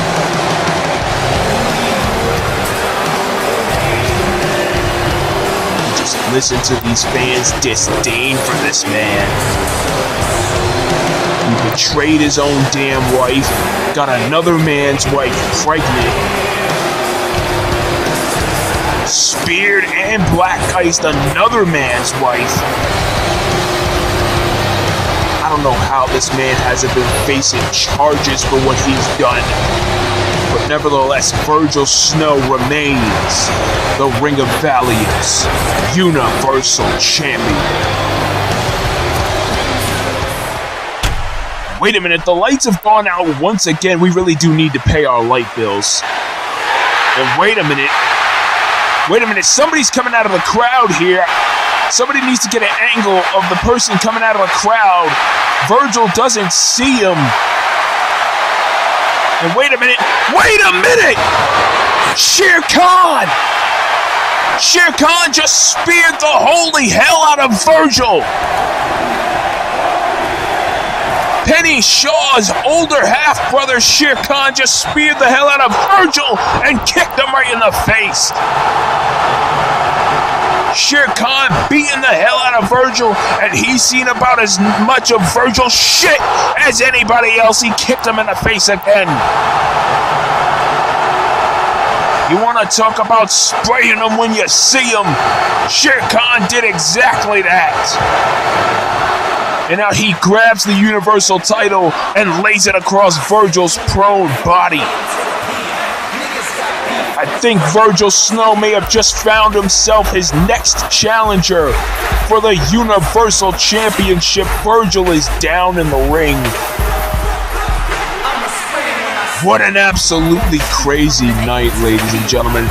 Good night, everybody from Edmonton, Alberta, Canada. My name is Ryan Stone.